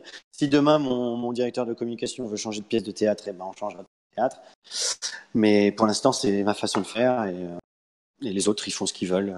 Moi la seule chose je veux revenir sur ça, parce qu'on en avait parlé un peu sur Twitter avant. La seule chose qui me désole, c'est les gens qui me reprochent de ne pas le faire parce qu'à cause de moi, soi-disant, du coup, la ligue, elle ne progresse pas, tu vois. Ouais, elle est moins intéressante, plutôt, ouais.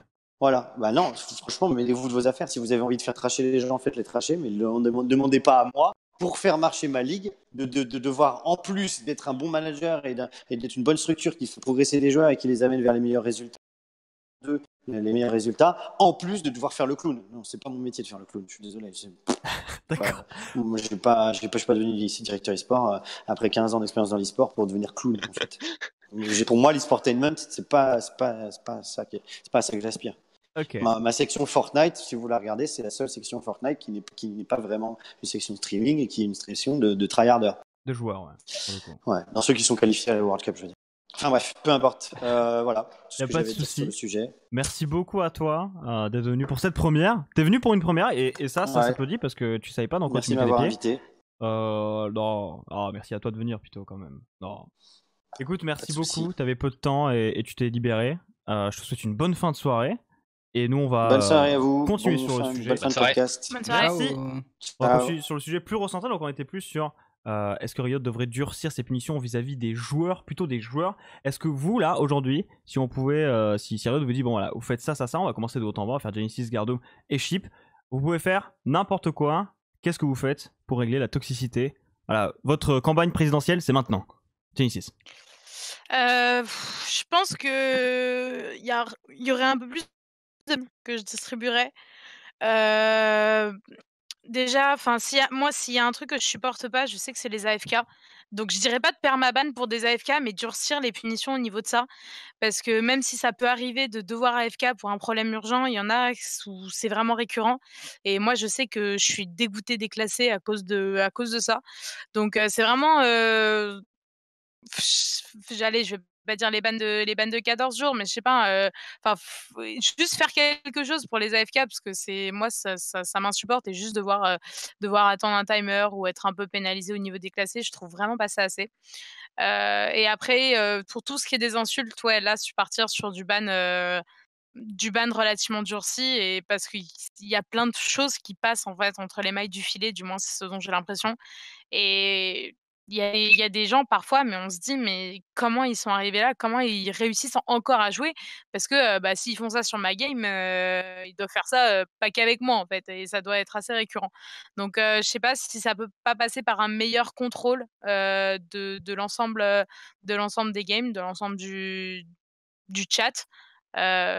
Donc ouais, moi c'est surtout ça, mais c'est surtout vraiment l'AFK en prio. Ok. Gardoum, qu'est-ce que tu Bah, ferais? moi, vraiment, c'est le côté toxique. L'AFK, alors en soi, c'est un problème qui je trouvais pas si récurrent que ça et qui était déçu de la game. Et je me dis toujours que le mec a peut-être un souci RL ou autre, et Ah, ce moi, qui je pense peut toujours à arriver à ça, tout le ouais. monde, et c'est unlucky. Avoue, je sais pas, je fais vraiment la différence entre le rage kit et l'AFK, hein. Le rage kit, ce mec-là, il Ouais, mérite ouais. juste un ban Bah, pur et moi dur. je te dis pas de punir genre dès la première fois, mais de 2e, 3e, il y a un moment tu le Ah, vois pour quand moi, c'est quelque chose de pour moi, récurrent, quoi. le rage kit, il est puni instant. Par contre, l'AFK, bah, unlucky, ça peut arriver, tu vois. C'est vraiment la toxicité, par contre, qui devrait pas exister. Les pings, déjà. En fait, on a un gros problème dans LoL. C'est moi, j'ai vraiment l'impression où, depuis qu'il y a les pings à tout bout de champ, les gens communiquent moins et du coup, comme ils ont plus besoin de communiquer correctement en tant qu'être humain, ils se spam ping comme des chiens. Ok. Ils se posent pas de Ok. questions en mode Ok. dire SS, qu'est-ce qui se passe. C'est en mode ping, ping, ping, ping, ping. Je t'ai ping 10 fois, pourquoi t'as pas réagi? Bah, mec, enfin, je sais pas ton chien a tellement 15 pings dans le jeu que le chat est illisible. Tu sais, si t'écris un moment une info, tu écris dans le chat, tu sais, le timer d'un flash ou Ouais. autre, 10 secondes après, il y a tellement de ping que tu ne le vois plus. Donc, tu perds des infos utiles. Les gens savent plus communiquer. C'est comme dans les MMORPG où à une époque, il fallait parler avec les gens pour se grouper, pour faire des donjons. Et Mhm. arriver le mode MMORPG fast-food où les gens ne communiquent plus. Et là, tu es dans un jeu d'équipe où tu n'as plus besoin de communiquer. Tu siffles les gens, tu claques des doigts, ils doivent obéir, entre guillemets. Ce qui pose un gros problème. Donc, pour moi, tout ce qui est la toxicité dans le chat ne devrait pas exister. Voilà. Pour en revenir à ça, c'est toxicité dans le chat, non. Tu vois, tu es là pour passer un moment. Si toi-même t'es vénère, bah, tu râles chez toi, tu râles devant ton micro, tu râles en stream, mais tu râles pas dans le chat. Parce que en plus de pourrir ta propre game et la game du mec avec qui tu es en train de t'insulter, bah, tu pourris aussi la game des 3 autres qui ont strictement rien demandé. Et pour moi, cette toxicité-là, ça devrait être une espèce d'île des gens toxiques. Ok, Ok. t'as été toxique, mec, tu vas dans cette île, et si dans cette île t'es sympa pendant assez longtemps, C'est le tu kit reviens dans spécial. le vrai ladder. Tu Ok. reviens dans le vrai ladder. Sinon, tu D'accord. restes, t'es puni, parce que t'as rien à faire en tant que sous-être avec les êtres humains normaux. Oh, ok, d'accord. Chipou, à toi?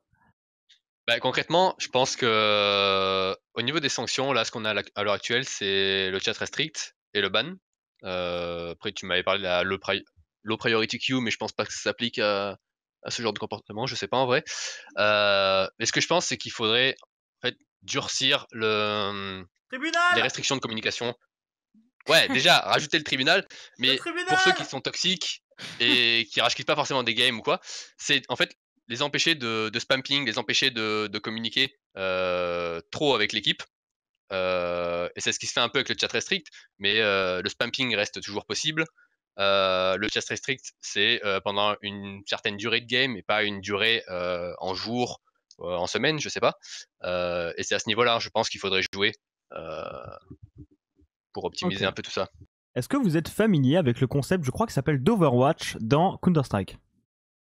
Pas du tout. Je vais expliquer en gros ce que c'est. Counter-Strike. Je crois que ça s'appelle le truc Overwatch. En gros, ce qui se passe, c'est que c'est surtout pour les cheats. Vous reportez un mec, par exemple. Vous dites, bon, bah, ce mec-là cheat. Ouais, ce qui se passe, c'est que quelqu'un de la communauté qui est certifié, il faut avoir un certain nombre de jeux, etc., va regarder la partie, ou plusieurs personnes, et ils vont mettre des notes ou mettre des flags, par exemple, pour dire, bon, ce mec-là, c'est vrai que là, il est toxique, etc.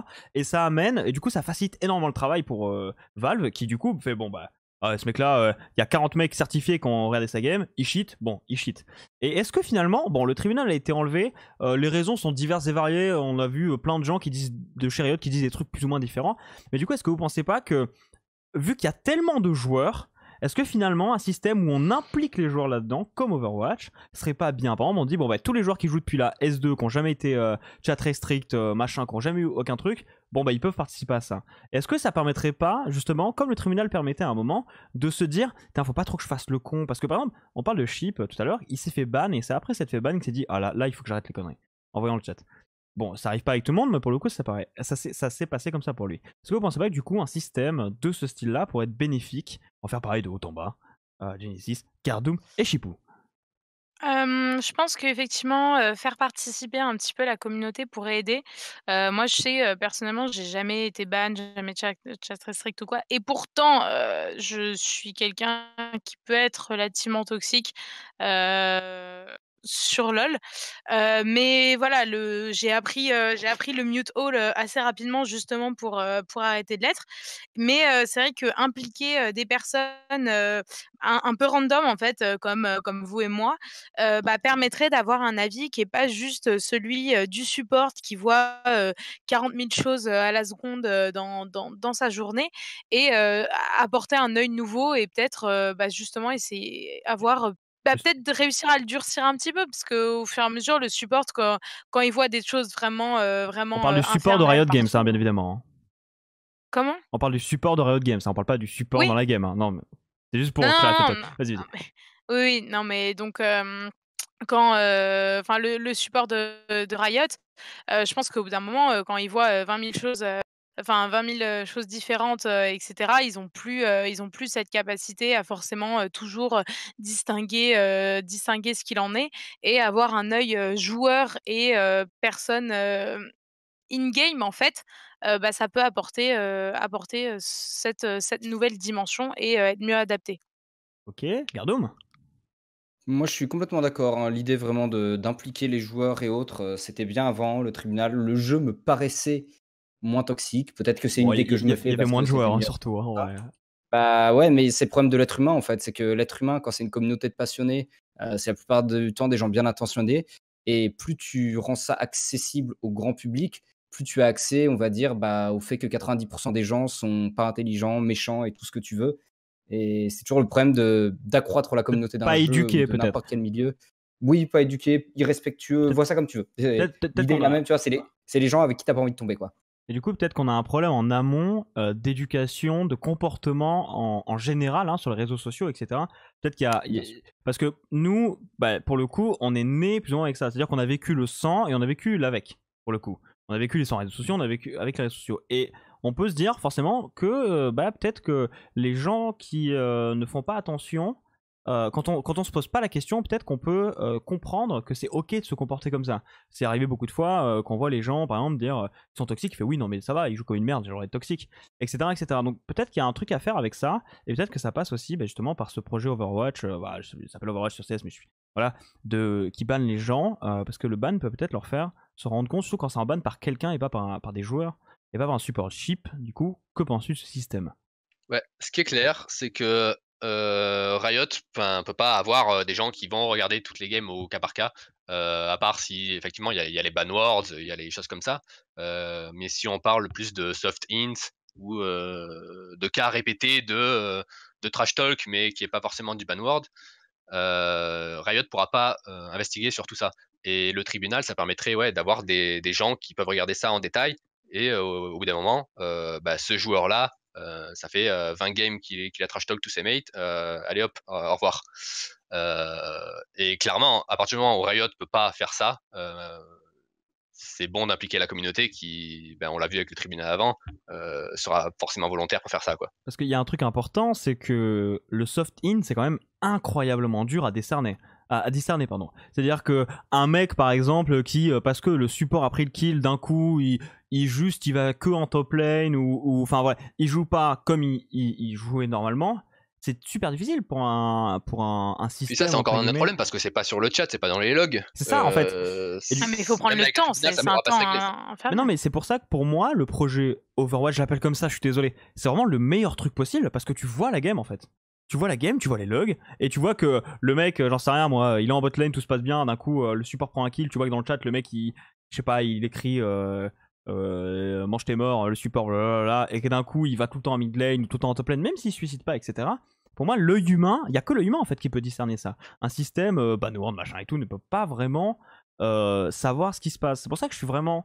En fait, j'ai vraiment envie que ce système existe, mais j'ai pas l'impression que Riot là, ils sont là, et genre rien que c'est peut-être c'est peut-être un peu dur de ma part de dire ça, mais le fait que Tyler One puisse être sur un cast officiel, Officiel. je trouve ça, enfin, je veux dire, Tyler One, c'est quand même maintenant le mec reformed. Ouais, bon, reformed pas du tout, hein. Le mec, c'est quand même un mec extrêmement Ouais, c'est toxique. l'emblème de la toxicité. C'est l'emblème, clairement. Ouais. Je pense que oui, c'est On peut le l'emblème dire, de hein. la toxicité. Je veux dire, Ouais. d'ailleurs, il y avait un mec sur Reddit il y a pas longtemps qui a fait un post qui disait que depuis que Tyler One existe, le nombre de mecs qui jouent Draven qui sont hyper toxiques fait qu'augmenter et que lui, il connaissait les mecs qui jouent Draven qui étaient super chill et Il y tout. avait des courbes à la pluie. Non, il n'y avait pas des cours à la pluie, tu vois. Mais je suis convaincu que le nombre de OTP Draven qui int à tout va.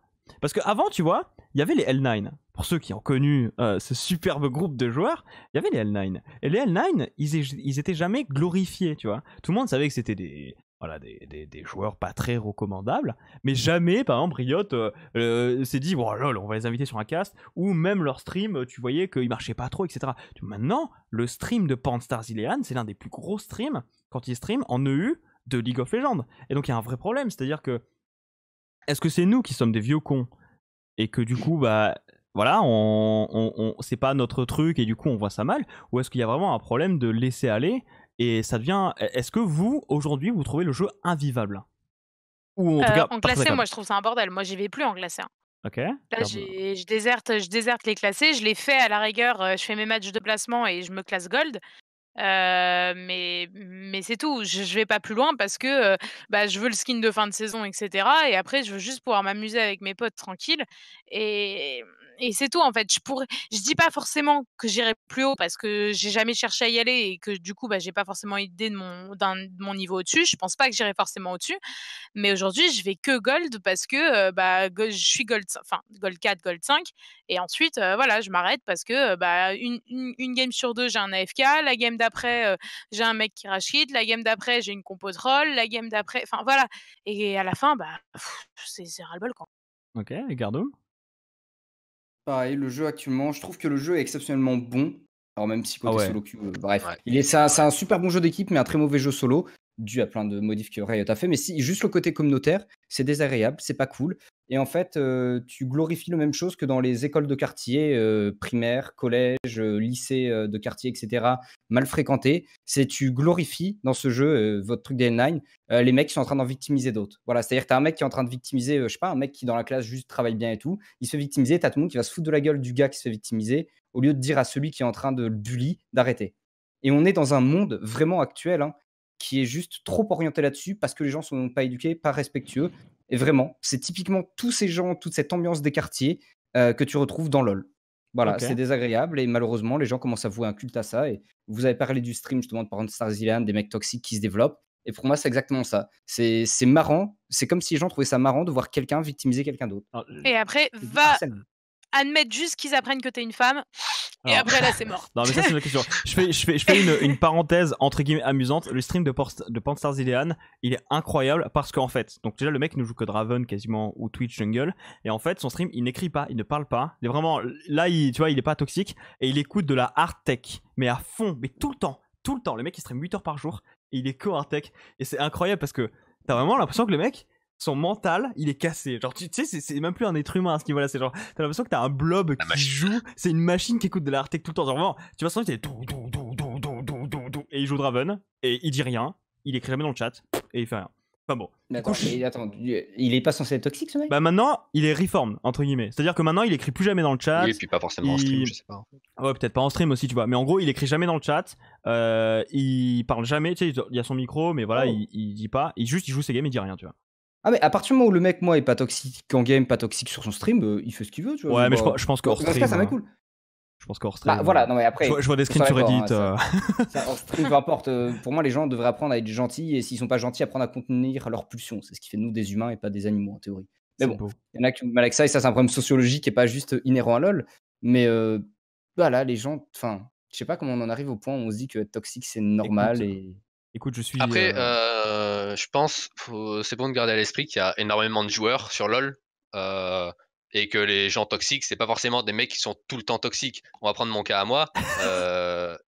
Non, mais j'ai joué depuis le lancement du jeu, donc juste après la bêta. J'ai joué pendant 8 ans, j'ai jamais eu aucun chat restrict, aucun problème, etc. Et là, en l'espace d'un mois, bah, on va dire j'ai déconné, on peut dire ça comme ça. Mais il y a eu une cumulation de choses qui ont fait que, ben, au bout d'un moment, j'ai un peu pété un câble. Mais j'ai jamais été toxique avant, j'ai jamais eu de sanctions avant. Et c'est quelque chose qui est arrivé en fait à un point précis. Pour autant, c'est pas pour ça que là je suis toxique, c'est pas pour ça qu'avant j'étais toxique, et c'est pas forcément le cas de tous les gens toxiques qu'on croise. Et c'est pour ça qu'une sanction, ça peut, je pense, améliorer le comportement de plein de gens si elle est bien faite.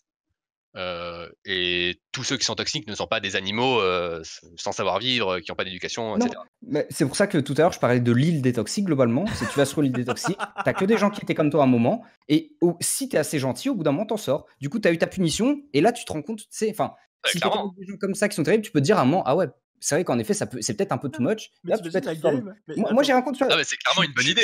Je suis pas en mode ban instant des mecs. J'aimerais, mais je me dis que c'est Mais trop ça sert à méchant. rien de banner. Et du coup, autant les mettre sur une petite île, voilà, où ils sont tous enfermés ensemble.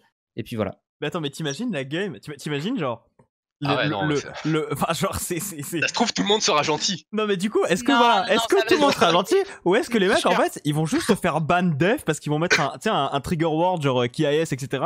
Genre je sais pas, moi tu vois genre le côté de l'île des toxiques, je trouve que c'est un truc un peu malsain dans le sens où en fait les mecs vont qu'avec des toxiques, c'est encore pire, tu sais. Ça va être Ouais, genre ça les met un peu face à leur L'avantage, comportement, quoi. Ils verront. Ils verront ce qu'ils font. En ou fait. alors une île des toxiques, mais en fait ils peuvent pas parler.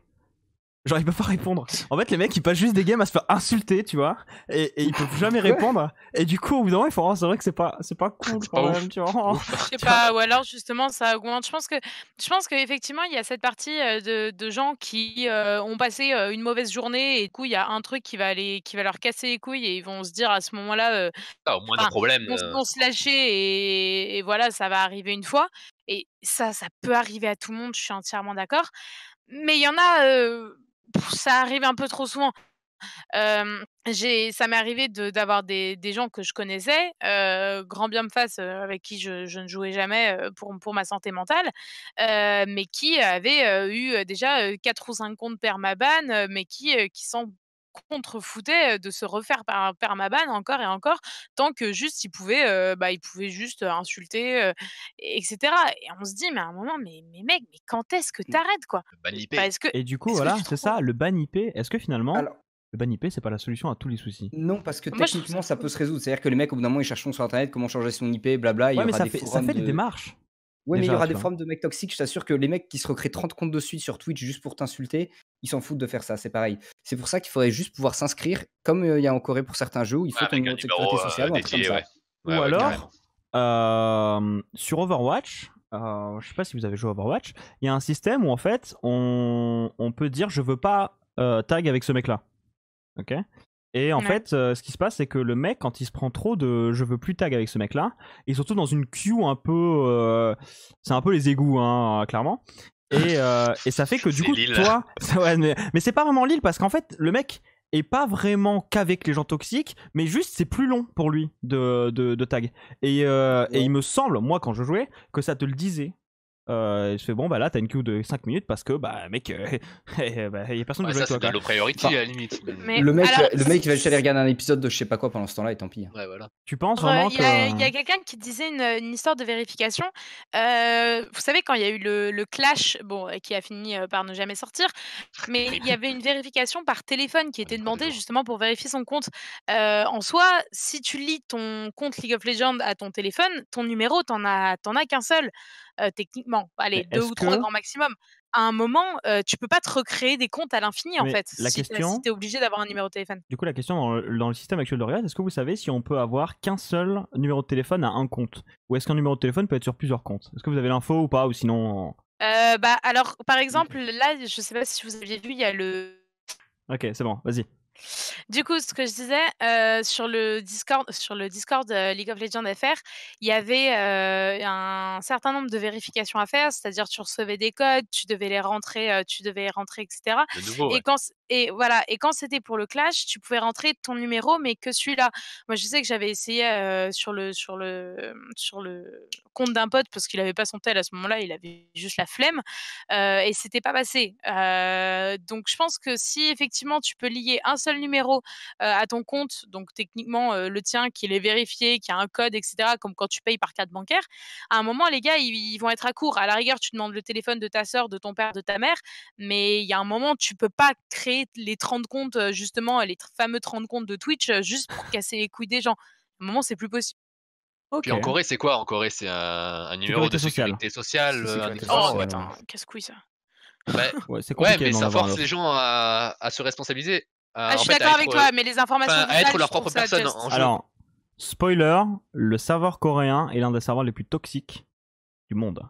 Clairement. Je sais pas si vous avez déjà Mais tu vu. fais quoi quand tu te fais ban C'est sur pas les Ah oui. Turcs? Ouais. Ah non, non, Alors, mais le serveur. C'est pas parce que t'es avec ton numéro de sécurité sociale que après le Ouais, ban ouais. des gens est bien fait, qu'on soit d'accord. Hein. Ouais, ouais. C'est-à-dire que c'est l'idée qu'il faut quand même aussi après un tribunal qui banne correctement. C'est ça, ouais. Il faudrait, parce que clairement, je sais pas si vous avez déjà vu les streams des joueurs américains, européens qui vont en Corée, ou même de Solari par exemple, hein, Solari qui ont eu quelques petits soucis, hein, Gibbs, petit problème de ban. Mais non, les Coréens, déjà les Coréens ont un petit problème de nationalisme. Avec les joueurs étrangers. Par exemple, Ouais. Kosep, hein, clairement, Kosep qui s'est fait ban parce qu'un mec, il y a eu donc il y a eu la délation. Le mec il a fait oh putain, mais Kosep il joue serveur coréen, il est pas coréen, regardez, etc. Parce qu'il avait pas son compte. Enfin bref, un gros bordel. Mais voilà, je pense que du coup, on a quand même pas mal de clés. Le podcast dure depuis très longtemps. On a largement dépassé. On n'aura pas du tout le temps de faire tous les sujets. On le refera une autre fois, c'est pas un souci. Du coup, les propositions, si je les récapitule, ce serait d'avoir du coup un système, un Overwatch, donc un système de tribunal, mais un peu plus poussé où on pourrait revoir les games et où on pourrait, où les joueurs certifiés, donc certains joueurs qui sont certifiés, pourraient apporter une sentence. Autre, une vérification peut-être plus poussée, par exemple. Peut-être pas l'obligation d'avoir une double authentification, mais peut-être un moyen qui fasse que lorsque ton compte est banni, tu puisses pas en recréer sans passer par le support. Et il y avait quoi d'autre comme proposition? Je me souviens plus. Le permaban, c'est cool ça. Les permaban, c'est cool, d'accord. Et il y avait quoi d'autre? J'ai résumé à peu près tout. Non, je L'identification pense que du c'est compte, oui, tu l'as dit. L'identification, le Overwatch. Écoutez, pour nos auditeurs, si vous voulez donner vos idées hein, pour le ban ou même l'utilisation du ban, ça sera sur les commentaires YouTube pour le moment. Le podcast est diffusé sur Spotify, YouTube et SoundCloud. C'est beaucoup plus facile avec l'interface de commentaires de YouTube ou bien sur le Twitter MidwayFK. C'est tout simple, hein, vous marquez MidwayFK podcast et vous devriez nous trouver. En tout cas, je vous remercie d'être là. Le podcast a bien dépassé puisque à la base c'était censé être un 40 minutes, mais on a Yann qui parle beaucoup. Hein. Bon, bah, c'est vrai que voilà. Et puis on avait des sujets super intéressants et puis il y avait des questions et puis on est allé un petit peu partout. On va un petit peu parler des pronostics. Merci beaucoup. On m'envoie un message dans l'oreillette pour parler des pronostics. Alors, je vais vous sortir les pronostics. Chip, tu n'as pas répondu, mais en même temps, tu ne regardes que très peu. Donc, on va juste faire nos pronostics. Il y a quand même très peu de disparité. Il y a très sur peu les... de disparité. Tu n'as pas rempli ton dernier. Donc, faisons un petit récap. Pour le premier match, c'est seulement LEC. Nous avons tous répondu pour Misfit contre Excel. Misfits. Pour le second match, Je vois pas Excel gagner. Rogue contre Vitality. Vous avez Genesis et Gardoum répondu Vitality et j'ai répondu Rogue. Donc là, on a un conflit. Il va falloir se battre. Conflit de canard. Ça m'étonne en fait que toi tu ne votes pas Vitality après ce que tu nous as dit j'allais dire en early, mais au début du podcast. Ah non mais pardon, vas-y. Oui. Non, vas-y, je t'ai coupé. Non, mais tout ça. Enfin, moi je continue dans ma lancée de croire que c'est une petite erreur de parcours, etc. Rogue, je les trouve vraiment pas. Je les trouve puants, tu peux le dire. Tu peux le dire, vas-y. Ouais, non. Ils peuvent avoir des bons éléments, mais voilà, j'avais été étonnée, par exemple, je sais pas si vous aviez vu, Vedus avait sorti un top tier équipe juste avant le début du LEC, et il avait mis Misfits en dessous de Rogue, par exemple. Ouais, je crois qu'il avait mis Perks 16e joueur, c'est ça, dans le top 20? C'est pas lui? Non, ça c'est Drake et Foscurin. Ça c'est Dracos et Foscurin. Foscurin, voilà, ouais. et Dracos. Oh putain, ça c'était. Et il avait mis Misfits des tiers avec Excel, je crois, si je me souviens bien, mais ça je suis pas sûre. Okay. Et au-dessus, notamment Rogue, etc. Et même malgré ça, donc Rogue peut faire des performances potable, on va le dire, pas excellente, mais potable. Mais voilà, je pense que Vitality reste quand même une équipe extrêmement solide. Moi, je reste toujours sur les positions que j'ai évoquées tout à l'heure à propos des championnats du monde 2017, où franchement, c'est une équipe, j'ai beau être une supportrice de Fnatic, où franchement, mais j'étais totalement bluffée par ce qu'ils avaient pu faire. J'ai trouvé ça incroyable. Donc voilà, je trouve que, enfin voilà, pour moi, ils peuvent vraiment remonter et tout donner. Alors, vu que l'Europe est la meilleure région, la compétition est beaucoup plus dure dans le LEC que Worlds. Enfin, je veux dire, Les Worlds, la qu'est-ce que ça mauvaise, veut dire comparé oui, au enfin, LEC?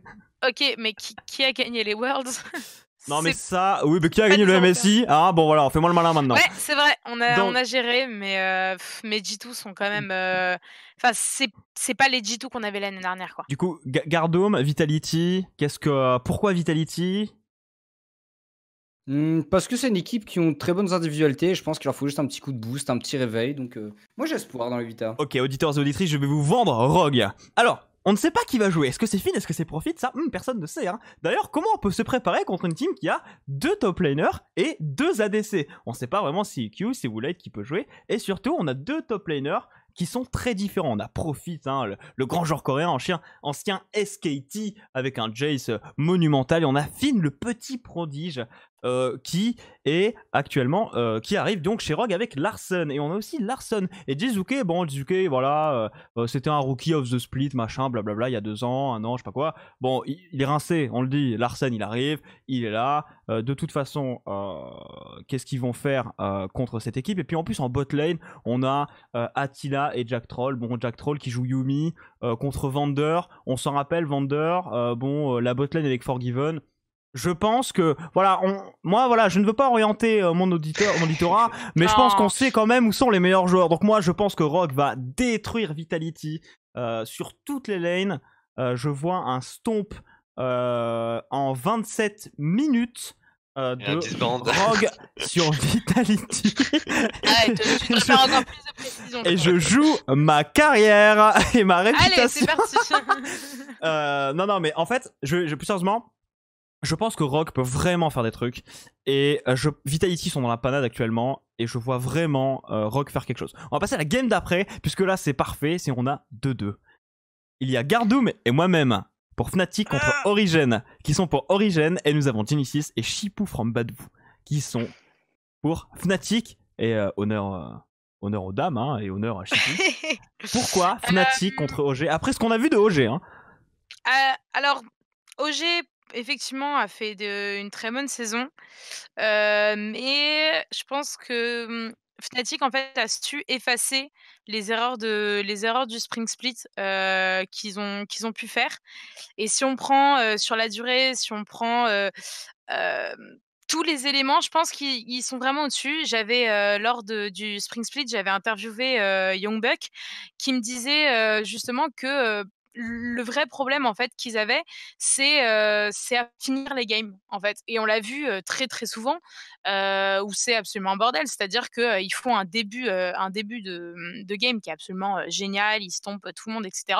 Et par contre, à la 15e minute, quand ils sont en train d'absolument tout dominer, là, on ne sait pas pourquoi ils mettent 20 ans à finir. Mais je pense que justement, ils ont réussi un peu à aller au-dessus de ça, même si il y a encore pas mal de taf. Et voilà, pour moi, ils ont quand même des joueurs individuellement qui restent au-dessus. Donc voilà, c'est pour ça qu'aujourd'hui, je reste sur Fnatic. Et effectivement, le petit côté fan prédomine, même si quand on parlera d'un Fnatic G2, je pense pas qu'ils feront le poids. Les pronos, c'est avec le cœur, pas avec autre chose. Ouais, mais bon, quand moi je fais des pronos au SGN, il y a des skins à gagner, donc le cœur, c'est bien, mais... Bon, Chipou, pourquoi Fnatic?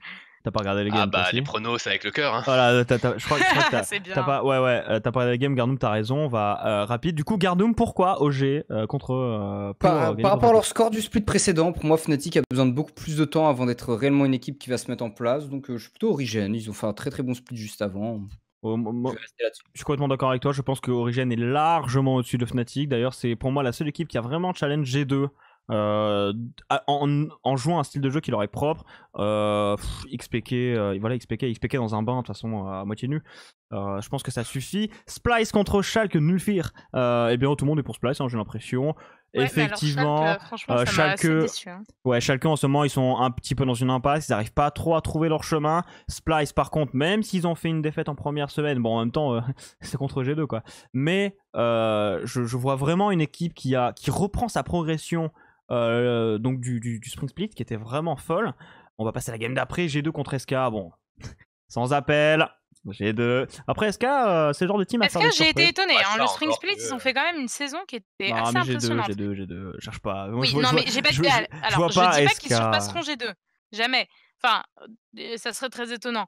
Mais ils ont quand même Bah, fait une saison, un Spring Split qui était au-delà des attentes pour une nouvelle équipe, enfin, personne les attendait de là où ils sont arrivés. c'est vrai. Excel contre Splice. Bon, moi j'arrête de voter pour Excel, hein. J'ai que 2 pronos mauvais. Si vous me suivez sur Twitter, eh ben c'est Excel. Donc j'en ai marre. Nick Excel, vive Splice. Voilà. Je pense que tout le monde est d'accord sur ça. Splice au-dessus de Excel. Complètement. Team Duke. Complètement. Team Duke de toute façon. SK Gaming contre Rogue. J'ai mis SK là. J'avoue, j'ai mis SK parce que je trouve que SK contre Non, Rogue quand même. Rogue, ils sont pas assez Je vois SK les détruire. Le dernier débat un petit peu de ce podcast, ça va être OG contre Misfits. Nous avons la team Soren, Genesis, qui sont pour OG contre la team Chipou et Gardoum contre Misfits. Et cette fois, honneur à toi Gardoum. Pourquoi tu penses que Misfits va gagner contre OG? C'est une équipe qui a peut-être fait le meilleur mercato outre G2 qu'on ait pu avoir en Europe, vraiment. Juste, ils ont eu un split qui marchait pas. Et un peu comme les Golden Guardians en année, qui avaient des joueurs de monstres et ça marchait pas ensemble, je pense que le deuxième split sera beaucoup mieux. Ok. Et Genesis, pourquoi OG face à Misfits? Et Short. bah là, je vais reprendre les arguments que vous aviez exprimés justement face à Fnatic. Pour moi, c'est une équipe qui est extrêmement C'est de la solide. récupération, mademoiselle. Oh d'accord, c'est bon, je me tais, je dis plus rien dans ce cas. Non, vas-y, pardon. Non, mais c'est une équipe quand même qui m'a impressionnée. J'ai été très heureuse de revoir cette équipe arriver, justement avec Péké et avec Vision. avec du neuf et je pense ils ont tout ce potentiel et même si Misfits est une grosse équipe, est une équipe avec des joueurs de talent, je trouve qu'aujourd'hui ils sont un peu en perte de vitesse, en fait et je les vois pas, je les ai pas encore vus remonter. Bon, effectivement, on n'est qu'à la première semaine, mais je les ai pas vus, Ouais, ça face avance un à peu. nos attentes. Ok, bah écoute, moi, je vais faire court, c'était le plus dur de tous mes pronos. J'ai vraiment le cœur qui est aussi entre OG et Misfits. Je pense que Misfits peut très largement taper le top 2 si vraiment ça colle et qu'ils arrivent à faire quelque chose. Et pour le coup, je vois quand même OG au-dessus actuellement. On va passer à la game d'après. Schalke, Nulfir contre Fnatic. Bon, tout le monde a voté Fnatic, hein, voilà. Et la game d'après, Vitality contre G2. Tout le monde a voté G2. Je pense que c'est unanime. Pour moi, Vitality, c'est vraiment G2, mais avec des joueurs. Enfin, c'est vraiment désolé, hein, c'est vraiment le marqueur repère G2, quoi. C'est-à-dire que c'est un style de jeu hyper agressif en early, etc. Mais bon, bah, G2 sont quand même meilleurs à ça, en tout point, et tous les joueurs se trouvent meilleurs. On est tous d'accord sur ça? Sur le fait que G2 est mieux? Oui. Non, sur les pronos en général, sur tout ça, c'est bon, on est tous d'accord. On verra bien ce qu'on va faire avec les pronos. En tout cas, je vous remercie. Ce podcast est beaucoup plus long que ce qu'il devait l'être. Je m'en excuse.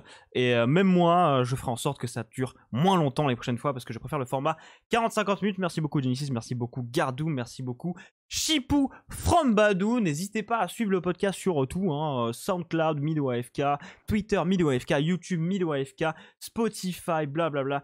Tout. N'hésitez pas à suivre aussi, vous le voyez sur votre écran, les réseaux sociaux sur YouTube des différentes personnes, Gardoum, Twitter, Gardoum eSport, Gardoum LOL, je me souviens plus exactement. Gardoum LOL, Genesis avec 2 underscore du 8 à la fin. Sandmaru, tu es Durzog, The Durzog avec un underscore 8 à la fin. Gardoum aussi, tu as ta chaîne YouTube.